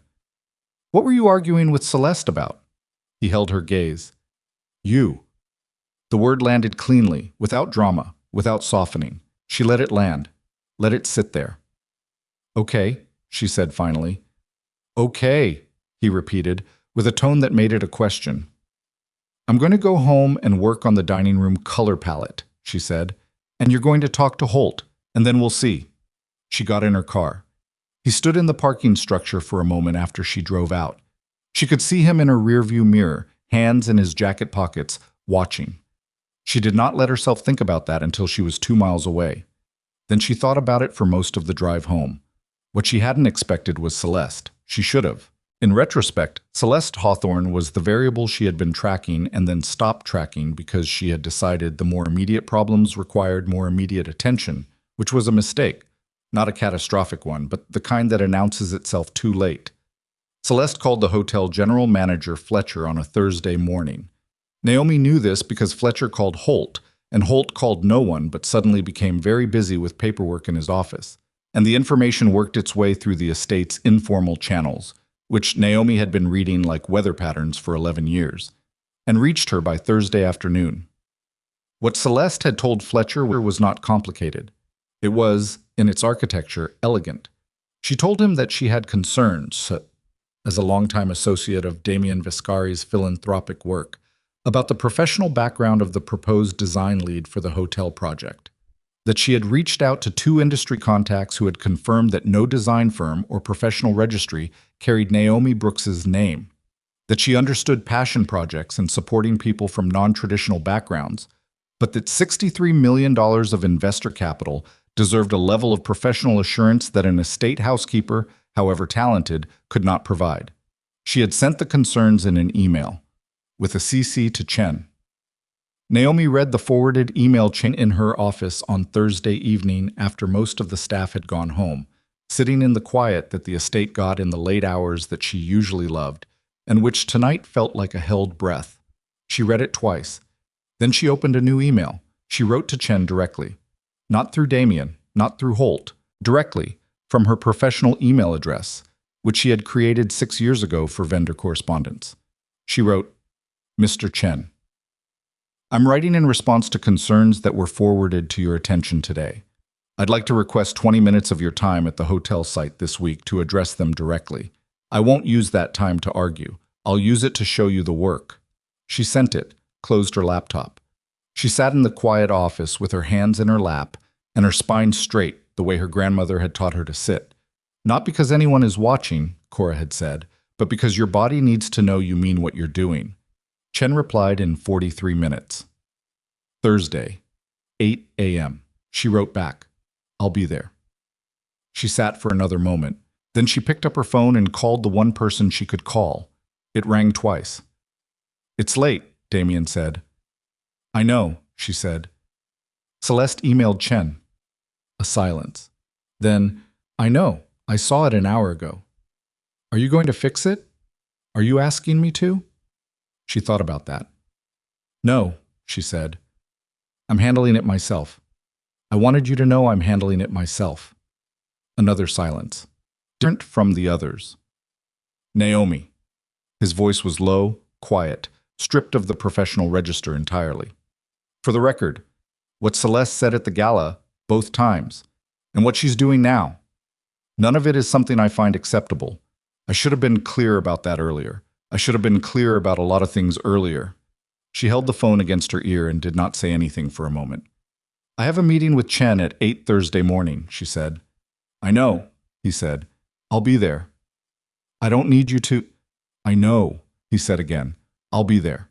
She held the phone for a moment longer. Outside her office window, the estate grounds were dark, except for the gate lights, amber and steady. Good night, Damien, she said. Good night, Naomi, he said, and his voice was so quiet it was almost nothing at all. She hung up. Thursday morning arrived with the particular clarity that cold weather brings to early light. Hard edges, no softening, the kind of morning that made everything look like it was in focus, whether you were ready for it or not. Naomi was at the hotel site at 7:40. She walked the lobby alone for 20 minutes before anyone else arrived. She stood at the window wall and watched the morning light come in at the angle she had predicted, moving across the raw floor in a way that confirmed everything she'd written in the proposal, and that made the space feel, in that moment, like a room that already knew what it was going to become. She heard the door behind her at 5 to 8, not Damien, not Chen, and Celeste Hawthorne, in a camel coat, with the expression of a woman who has arrived precisely when she intended to and is not surprised to find the room already occupied. Naomi turned. "I didn't know you'd be here," she said, in the voice that communicated absolutely nothing. "I had a feeling there'd be a meeting," Celeste said. "I know Chen's schedule." She moved into the lobby with the ease of someone who was comfortable in expensive spaces by long practice, her heels precise on the concrete. She looked around, looked at the window wall, looked at Naomi. "You're very good at not flinching," she said. Not unkindly. That was almost worse, when she dropped the social blade and spoke with something that sounded like observation. "I've had practice," Naomi said. "I imagine." Celeste stopped about 12 feet away. "I'm not your enemy, you know. I know that's not what it looks like." "What does it look like?" "Like I'm trying to take something from you." Celeste tilted her head. "I'm trying to protect something. There's a difference." "What are you protecting?" "Damien's reputation," she said. "His business, which has been very closely linked to his personal decisions in ways that have not always served him well. He's a man who leads with a feeling and then constructs a rationale around it. It's his best quality and his worst one." She paused. "And you've become a feeling he hasn't constructed a rationale around yet." Naomi held that. "So the concern about my credentials is real," Celeste said. "It's also convenient. I won't pretend otherwise, but it is real." Her eyes were steady, and they had in them something that was not cruelty, which Naomi had been prepared for, but something more complicated, something that looked almost like a warning from one person to another across a distance neither of them had chosen.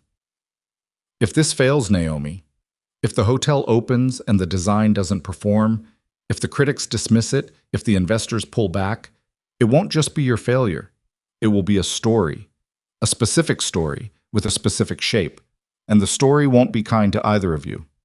"I know," Naomi said. Celeste looked at her. "And you're going to do it anyway?" "Yes." The door behind them opened. Chin came in, and behind him 2 members of his team, and behind them Damien, in a dark coat with his jaw set, and his eyes moving immediately to Naomi's position in the room, and then to Celeste, and the 3 seconds between Damien walking in and saying anything were the most loaded 3 seconds Naomi had experienced in a building that had recently hosted a significant number of loaded moments. "Celeste," Damien said, flat, controlled. "Damien," she said, equally flat. Chen looked between all 3 of them with the expression of a man who had done $63 million deals before and was not going to be destabilized by tension he hadn't created. "Ms. Brooks," he said, "we have 20 minutes. "Yes," she said. She turned her back to Celeste entirely, turned to face the lobby and the window wall and the morning light coming through it at the angle she had predicted. "Let me show you what this room can be," she said. She talked for 22 minutes. Not 20. 22. Because Chen did not stop her at 20, and she knew better than to stop herself when a room was listening the way this one was listening, with the specific quality of attention that is not politeness but actual absorption, the kind where people stop shifting their weight and their eyes stop moving to their phones, and they just go still.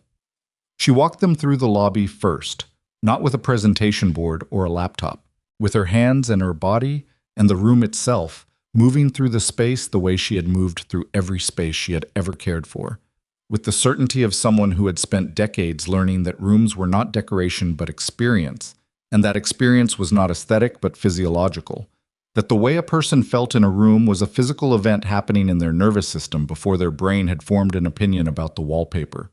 She stood at the window wall and talked about morning light and what it did to the body's cortisol levels before 8 a.m., and why a hotel lobby that could lower a guest's stress response in the first 40 seconds of arrival was not a luxury, but a competitive advantage. She walked to the center of the space and talked about ceiling height and acoustic design and the specific relationship between the two that determined whether a lobby felt like a sanctuary or a transit hub.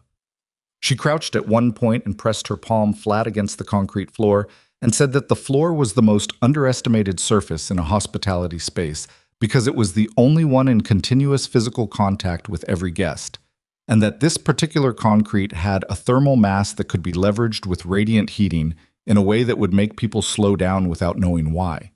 Chen's team was taking notes. Chen himself was not taking notes.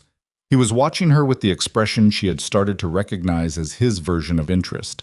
Still, contained, with a single small deepening of focus around the eyes. Damien was standing behind Chen's left shoulder, and he was not watching the room. He was watching her. Celeste was near the door. Naomi did not look at her during the 22 minutes. Not once. Not because she was afraid of being destabilized. She had made a decision in the 5 seconds between Celeste's last sentence and Chen saying, Ms. Brooks, that she was not going to let Celeste's presence in this room cost her a single molecule of focus. She had earned this room. She had written herself into this room at 7:43 p.m. on a Tuesday night on 14 pages of honest work, and she was not going to dilute it by giving any portion of her attention to a woman whose primary function in the last 3 months had been to remind her that she didn't belong here. She knew she belonged here. She had known it for 11 years in a house 3 miles away, and she had been quiet about it for 11 years. And she was done being quiet about it in a way that felt not like anger, but like a door she had finally stopped holding shut. When she finished, the room was very still. Chen said, "The floor treatment, radiant heating in a commercial space at this scale. What's the installation impact on the construction timeline?" She had the figure. She gave it. He asked a follow-up. She answered it. His team member asked about the acoustic panels she'd referenced for the east wall. She cited 2 manufacturers, gave her preferred vendor, mentioned that one of them had done the acoustic treatment for a boutique hotel in Portland that had maintained a design rating in the top 3% of its category for 6 consecutive years. The team member looked at her. "You've researched the Portland project?" "I've been to it," she said. 3 years ago. I was there for a regional housekeeping management conference, and I spent 2 hours in the lobby between sessions. "You studied the acoustic panels." "I studied everything," she said. "That's what I do." Another stillness. Chin turned to his team member, had a brief, quiet exchange, then turned back. "We'll need the formal materials specification by end of next week. Vendor contacts, samples, price points." He paused. "And I'll need you to meet with our construction project manager to review the timeline impacts. He's particular about his schedule." "So am I," she said. Something moved at the corner of Chen's mouth. Not quite a smile. The compressed precursor to one. "Then you'll get along," he said. He extended his hand. She shook it. He and his team moved toward the door, already talking among themselves. And in the particular way that businessmen transition from one thing to the next, completely, without looking back, the meeting ended. Damien crossed the lobby toward her. She heard his footsteps on the concrete, the deliberate pace, and she was still looking at the window wall when he reached her, at the light coming through it, which had shifted in the last 22 minutes from the hard clarity of early morning into something warmer. "He's going to give you the project," Damien said. "I know," she said. "That's not modesty." "No," she agreed. "It's not." He stood beside her. Not in front of her, not angled toward her in the way of a conversation. Beside her, looking at the same window wall, which she noted in the particular way she noted things that mattered. "Celeste is still here," he said. "I know." "Do you want me to—" "No," she said. "I'll talk to her." He looked at her. She felt it without turning. "You don't have to." "I know I don't have to." She turned then, looked at him directly with the look she'd been refining since the gala, the one that was neither the professional mask nor the thing she kept covered, but something between them that was new and didn't have a name yet. "Go to work. I'll call you." He held her gaze for a moment longer than the sentence required. Then he nodded once, picked up his jacket from where he'd draped it over a sawhouse near the door, and walked out. Celeste had not moved from her position near the entrance. She was standing with her arms folded in the camel coat, not performing anything, not the social smile, not the weapon laugh, just standing there with the expression of a woman who had watched something happen that she'd tried to prevent and was now recalibrating. Naomi walked to her. They stood facing each other in the raw concrete lobby with the morning light doing what it did, and the room entirely empty of everyone except the two of them. "That was impressive," Celeste said, and she said it without the knife in it, which Naomi hadn't quite expected. "I mean that." I know you do, Naomi said. You're not someone who says things she doesn't mean. That's actually what makes you effective at what you do. Celeste looked at her. Something moved in her face, not the calculation she usually wore, but something more unguarded. What do I do, in your view? You manage the narrative around people you think need protecting, Naomi said. You're very good at it. You've been doing it for Damien for 15 years, and I think most of that time you genuinely believed it was for him and not for you. The unguarded thing in Celeste's face went very still. Most of the time, she said. Her voice was quieter than Naomi had ever heard it. Yes, Naomi said. Most. A silence passed between them that had a different quality from all the other silences in all the rooms they'd shared. Not hostile, not the tension before a blade falls. Something more like the silence after something breaks and you're both standing there looking at it, figuring out whether it's worth repairing. I was cruel to you, Celeste said.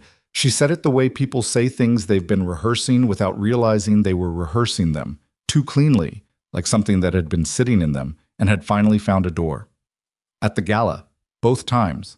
And before that, if I'm honest, in small ways I told myself didn't count because they were small. Naomi held that. Did not rush to receive it or deflect it, just held it. Why? She asked. Celeste looked at her for a long moment. Because you're the kind of woman, she said slowly, who makes a room feel like you belong in it without asking anyone's permission. And I have spent a very long time asking permission. She paused. And I hated you for having something I'd spent decades performing and still didn't fully own. The honesty of it was startling. Not because Naomi hadn't suspected something like it. She had, in the way you suspect the shape of things in the dark. But because she hadn't expected Celeste to say it out loud, in a raw concrete lobby, without the protection of her usual register. That's not my problem to carry, Naomi said. Not harshly, just clearly. No, Celeste said. It's not. Another silence. The email to Chen, Naomi said. I'll send a follow-up, Celeste said, today, clarifying that my concerns were overstated. She looked at the floor, then back up. It won't undo it. No, but it'll help. Celeste nodded once. She unfolded her arms, looked around the lobby, at the window wall, at the light. It's going to be a beautiful hotel, she said. Yes, Naomi said. It is. Celeste left without another word. Her heels on the concrete were precise to the end. Naomi stood alone in the lobby for a few minutes after the door closed. She stood at the window wall and put her hand on the glass, which was cold from the outside, and she let the morning light fall on her arm and her hand and the worn cuff of her coat, and she breathed the way you breathe when something that has been pressing on your chest for a long time has shifted its position enough to let your lungs work properly. Then she took out her phone and called her insurance broker. The conversation with Holt happened that same afternoon, but Naomi was not present for it. She was at the hotel site with the construction project manager, a compact, precise man named Torres who had the energy of someone who had been lied to by creative people enough times to be a dedicated skeptic, and who became, over the course of 2 hours and 40 minutes, something approaching a convert, or at least an open mind, which with Torres was the functional equivalent. She was walking the dining room with him when her phone buzzed with a text from an estate staff member, a woman named Grace who had been at the estate longer than Naomi and who sent information the same way she processed it, briefly, without drama. Holt just cleaned out his office. Naomi read it, put the phone back in her pocket, kept walking the dining room with Torres.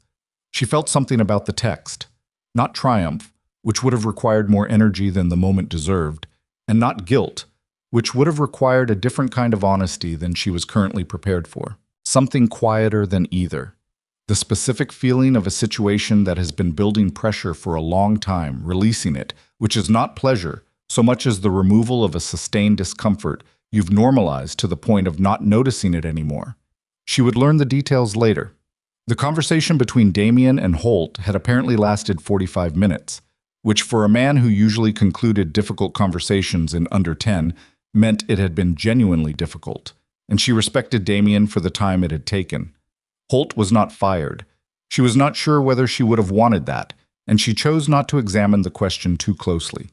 He was restructured out, transferred to an administrative role at a subsidiary company 3 states away, which was either a mercy or a punishment depending on your perspective, and which Holt would understand the geometry of better than anyone. What mattered to Naomi was the key access log, which Damien had addressed formally through the security and HR protocols she'd already set in motion, so that whatever happened next with Holt had a clean paper trail and no loose ends. She had learned early in her career that the worst situations were not the dramatic ones, but the ones with loose ends, because loose ends had a way of coming back around when you were looking in a different direction. There were no loose ends. Torres signed off on the construction timeline amendment at 4:30 p.m. She drove back to the estate in the early dark, the kind of dark that falls in autumn before you're ready for it, and she sat in the parking area for a moment before going in, looking at the lit windows of the main house. 11 years of lit windows. 11 years of knowing which light meant which room and which room was being used, and what it meant that the study was still on at 10 p.m. or that the east wing was dark before 9, which meant whatever event had been scheduled had ended early and she should check whether the catering equipment had been properly stored. She got out of the car. She went inside, did her end-of-day walk, said goodnight to the 3 staff members still on site, picked up a vendor form from her desk, initialed it, put it in the outgoing tray. Stood in her office for a moment and looked at the desk drawer, which was still missing the shape of the sketchbook, but differently now. Not the absence of something stolen, but the absence of something she had taken back and given a different home. She left for the night. Damien called at 9 p.m. "Holt's gone," he said. "I know," she said. Grace texted. A beat. Of course she did. Something in his voice that was almost humor. "Are you okay?" "I'm fine," she said. Then, because she was trying to be a different kind of honest than the kind that defaulted to fine, "I feel like I've been carrying something heavy for a long time and it's been put down, but my arms don't know what to do yet." He was quiet for a moment. "That's a very specific feeling. It's a very specific situation." "Torres called me," he said. "He told me the timeline amendment was clean and that you understood the construction schedule better than he expected someone outside construction to understand it."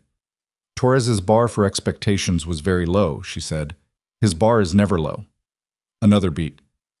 He said, and I'm quoting because I want to get this right, "She sees the building the way builders see it, not the way designers see it." He meant it as a compliment. For Torres, that's practically a declaration of love. She laughed. A real one, small and involuntary. The kind she was apparently going to keep producing around this person against her better judgment. "Chen sent the formal project authorization at 6 p.m., Damien said. "You're the design lead on record as of today." She sat down on the edge of her bed, still in her coat. "Okay," she said. "Okay," he said. And there it was again, the question in it. She took a breath. "Damien, I need to say something." "Okay." "I have been the most manageable version of myself for 11 years, she said. "Because that was what was required, and I don't regret it, most of it. But I'm not going to do that anymore. Not in this project and not in—" She paused. "Not in whatever this is. Between us. If there is a whatever this is." "There is," he said, without hesitation, without the qualification she'd been half bracing for. "Then I need you to know that I'm not going to be manageable," she said. "I'm going to be difficult, and I'm going to be direct, and I'm going to tell you when you're wrong, including when you're wrong about me." "You've been doing that for about 3 weeks, he said. "I've noticed." "And?" "And it's the only version of you I'm interested in," he said. And the way he said it, flat, direct, no performance in it, landed in her chest the way things landed when they were true. She looked at her coat, still on. She had a pattern of sitting on the edge of beds in coats. This time she took it off.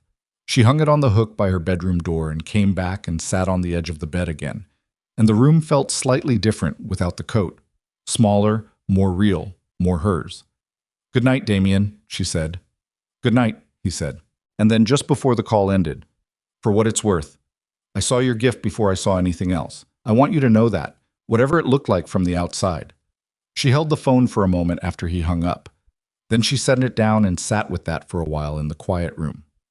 The next 6 months moved the way real work moves. Not cleanly or triumphantly, but with the specific texture of actual difficulty, which includes days where everything goes right, and days where the floor drain in the hotel's main kitchen backs up during a mock service event, and the construction manager says 3 words she's never heard in sequence before, and days where the materials she'd specified take 6 weeks longer to arrive than the vendor promised, and she has to spend 2 days on the phone renegotiating the construction sequence without losing Torres's trust in the timeline, which she manages but barely, and with a cost to her sleep that she'll feel for a week. She hired an assistant in the 2nd month, a 23-year-old named Dara, who had a design degree from a state school and no hotel experience, and who reminded Naomi, in ways she didn't articulate, of herself at that age. Not the talent, which was different and in some ways more formally developed, but the hunger, the specific hunger of someone who wants to do the thing correctly and keeps running into the gap between the correct version and the possible version and refusing to accept the gap as permanent. Naomi was not an easy person to work for. She knew this and told Dara on the first day, "I have very high standards and I explain them once. If you miss something and it's because you weren't paying attention, I'll tell you. If you miss something and it's because I wasn't clear, I'll also tell you, and I'll be clearer. I don't yell and I don't punish people for not knowing things they haven't been taught. But I do expect you to learn fast." Dara had looked at her with the expression of someone who had been hoping for exactly this kind of clarity. "Okay," she'd said. She was excellent. Naomi told her so at the end of the 2nd month, which she'd intended to do at the end of the 3rd, but which she moved up because Dara had solved a material sourcing problem in 40 minutes that Naomi had expected to take a day and a half, and she believed in naming things clearly when they were true. Julian Reyes left the estate in the 3rd month. She heard about it through the same channels she heard about everything: Grace texting, Marcus mentioning it obliquely over a scheduling conversation. He'd taken a facilities management role at a hotel downtown. She hoped it was a good one. She thought about sending a professional reference and then checked whether he'd listed her, and he had, and she wrote him one that was honest and specific and didn't overstate anything and said everything that was true, which was enough. She saw Celeste once, in the 5th month, at a charity event Damien hosted at the estate. The first large event Naomi had attended not as staff, but as a guest, which was a sufficiently strange experience that she spent the first 20 minutes holding her drink with both hands and standing near the bar, not because she wanted another drink, but because the bar was a fixed point in a room that felt differently oriented than it usually did. Celeste found her there. She looked well, and Naomi told her so, and Celeste looked at her with the slightly startled expression of someone receiving a sincere observation from a person they'd expected to avoid them. "The hotel opening is next month," Celeste said. 3 weeks, Naomi said. "Are you ready?" "No," she said, which was true. You were never ready for the moment when a room full of work that had lived only in your head and your hands and your sketchbook and months of difficult actual labor was going to be seen by the world, which would have opinions, some of which would be wrong, and some of which would be right, and some of which would arrive in print and be permanent. "But I'm ready enough." Celeste nodded. She had a glass of white wine, and she held it with one hand in a way that was very practiced and very slightly tired. "I sent Chen that follow-up email," she said. "I know," Naomi said. "Thank you." It was the right thing. She looked into her glass briefly. "I'm not very good at the right thing when it conflicts with what I want. I'm working on it." "Most people are," Naomi said. Celeste looked at her. The real look, not the performed one, the one Naomi had first seen in the raw concrete lobby with the morning light. And something in it was quieter than it had been then. Something in it was closer to whatever peace looks like when it's not decorative. "You're going to be remarkable," Celeste said, "in whatever the next thing is, and the thing after that."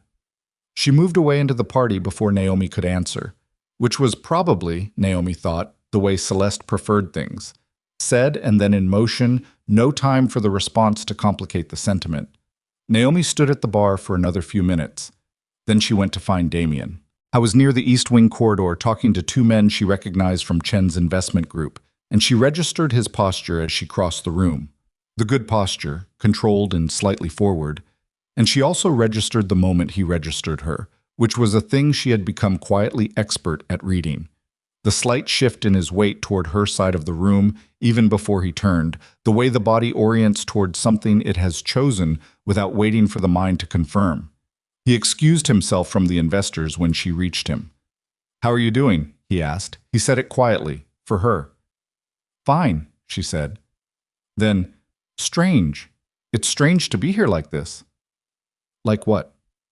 Not working, she said. She looked around the room she had prepared for hundreds of events, whose every socket and curtain rod and smoke detector she knew, whose temperature she could read from across the lobby. I keep wanting to check things. Everything's fine, he said. I hired your replacement. She's very good. I know she is, Naomi said. I interviewed her. He looked at her. You interviewed your own replacement. Someone had to, she said. Holt was gone and you were going to delegate it to the agency, and the agency was going to send whoever was available. I wanted it done right. He was looking at her with the look she'd stopped trying to map and had simply started accepting, the one that had evolved over months into something that was specific and warm and not performing anything. Of course you did, he said. She looked at him. The opening is in 3 weeks. I know. I'm going to be very difficult to live with for 3 weeks. You're always difficult to live with, he said. I mean that in the most positive sense available. I'm serious. I'm serious too, he said. I've been paying attention for 11 years. 3 weeks is not going to be a revelation. She looked at him for a moment. He was telling her something that was true in more than one direction at once, and she understood all the directions, and she let herself understand them without filing them away or covering them or managing the distance. Okay, she said. The opening night of the Vescari Grand arrived on a Thursday in early spring, which was either meaningful or coincidental depending on how you process those things. And Naomi had spent enough of her life not allowing herself the luxury of finding things meaningful that she decided on this particular Thursday to allow it. She arrived an hour before the guests. She always arrived an hour before. She walked through the lobby alone the way she had walked through it dozens of times during construction, but it was different now when it was done now, which meant the room was no longer a problem to be solved, but a thing that existed, complete, with its own presence and weight, and the particular quality of a space that had been thought about carefully by someone who understood that rooms were not decoration but experience. The morning light was gone. It was evening, the spring dark coming in through the window wall and the lobby lit from within, the warm, radiant glow she'd specified coming up through the floor in a way that was invisible as a system but unmistakable as a feeling, the kind of warmth that slowed people down without their knowing why.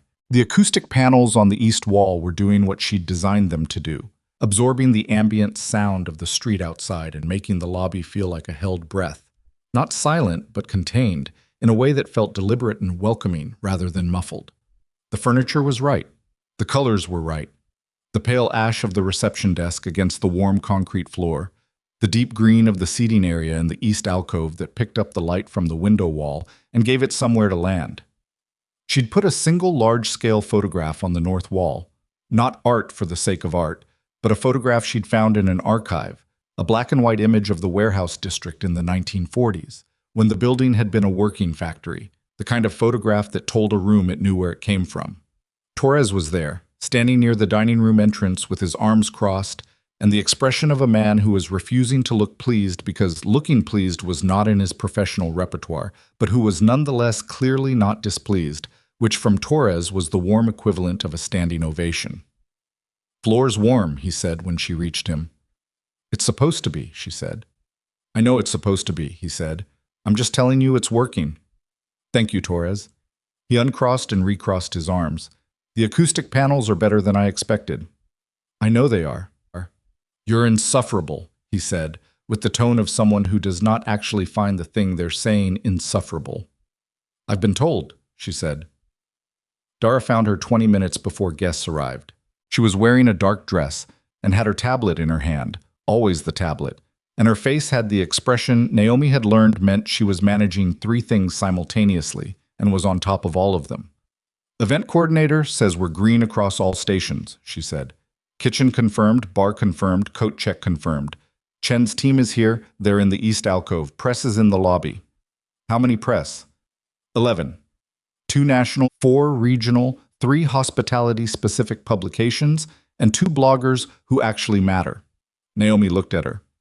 "How do you know which bloggers matter?" "I spent 2 weeks reading their archives," Dara said, without any particular emphasis, just stated. Naomi looked at her for a moment. "Go make sure the coat check attendant knows the protocol for the investment group's coats. They'll want them accessible." Dara was already moving. The guests arrived.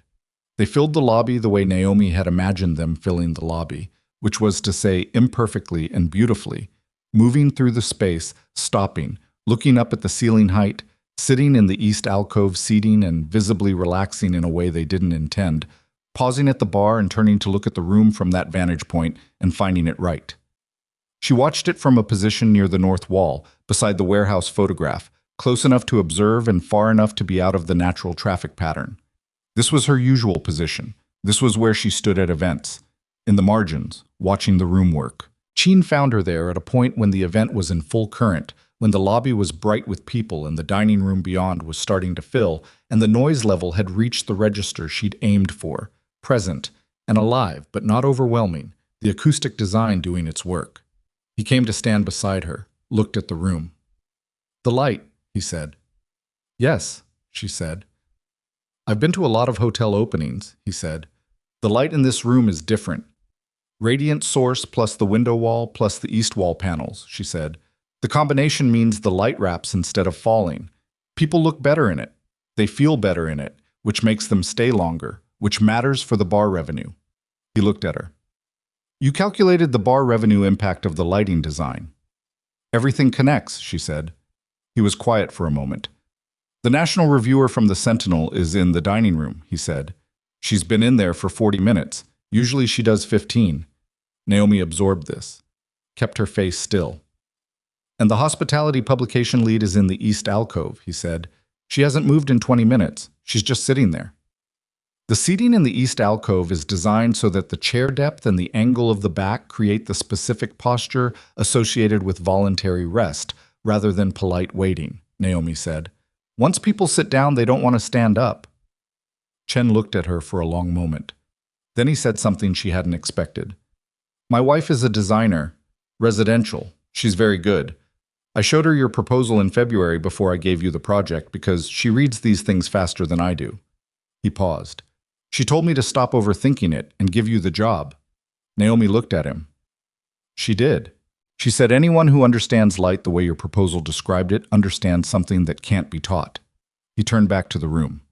"She was right, which, in 32 years, has been the predictable outcome." Naomi felt something move in her chest. Not the public kind of feeling, not the kind she'd need to manage. Just a small, private movement of something settling. "Thank her for me," she said. "I will," he said. He lifted his glass slightly in the gesture of a man who doesn't toast formally, but is marking a moment. Then he moved back into the crowd. She stood at the north wall for another few minutes. Then Damien was beside her. He'd been across the room for most of the evening, doing what he did at events, moving through his world with the controlled ease of someone who had built the world and knew every corner of it. She'd been aware of him the way she was always aware of him now, in the peripheral way that had stopped being professional and hadn't quite become anything with a name yet. Or maybe had, and she was still finding the name for it. He stood beside her and looked at the room and did not say anything for a moment. "The reviewer from the Sentinel asked me who the designer was," he said. "I told her Naomi Brooks. She said she'd never heard of you." "She will," he said. And the way he said it, not as a comfort, not as a performance, but as a simple statement of what he considered to be fact, was the most straightforward thing anyone had said to her in a long time. She turned to look at him. "I was looking at the room, at the light on the concrete and the photograph on the north wall and the full lobby with its sound and warmth and the particular quality of rightness that she had spent 6 months building. And his face had the expression of a man who was seeing something he'd believed in before it was visible, which is its own specific kind of confidence, the kind that requires patience rather than certainty. She had known her version of that patience herself for 11 years. She had used it to hold herself very still and wait for what? She hadn't known. Something. This. "Everyone saw what I looked like," she said. "You saw what I could do." He turned to look at her. "I saw both," he said. "I just had the sense to know which one mattered." She held his gaze. In the lit lobby of the hotel she had designed, with the light wrapping instead of falling, and the acoustic panels holding the sound exactly right, and Torres somewhere near the dining room door uncrossing and recrossing his arms, and Dara moving through the crowd with her tablet. And Priya. She had hired Priya for the event team because Priya had asked, and because Naomi remembered 6 minutes on a marble floor with broken glass, and the specific look of someone who believed their failure was total. Priya carrying a tray with the level posture of someone who had learned that the tray was manageable if you thought about the weight right. She held his gaze, and she did not manage the distance or cover what was there or file it away in the private place where she kept everything that was hers. She let it be what it was. "I have to go check on the dining room," she said. "Of course you do," he said. "I'll find you after." "I'll be here," he said. She moved away from the north wall and into the flow of the evening, into the room she had made, carrying herself the way her grandmother had taught her to carry herself, not because anyone was watching, but because her body needed to know she meant what she was doing. She meant what she was doing. She had meant it for a long time, and now the room knew it, and the light knew it, and the 45 minutes on a Tuesday night when she had opened a blank document and typed the first sentence of the proposal that had started all of this, that had started the part of her life she was now, finally, actually living. She had known it then too, in the way you know things that are true before you have the words for them. The evening went on around her, lit and warm and full of sound. She walked through it like someone who had stopped waiting to be allowed in, because the door had always been there, and she had always had the key, and the only thing that had ever actually kept her out was the accumulated weight of every person who had told her, in the way that doesn't use words, that she should wait a little longer. She was done waiting. The room agreed.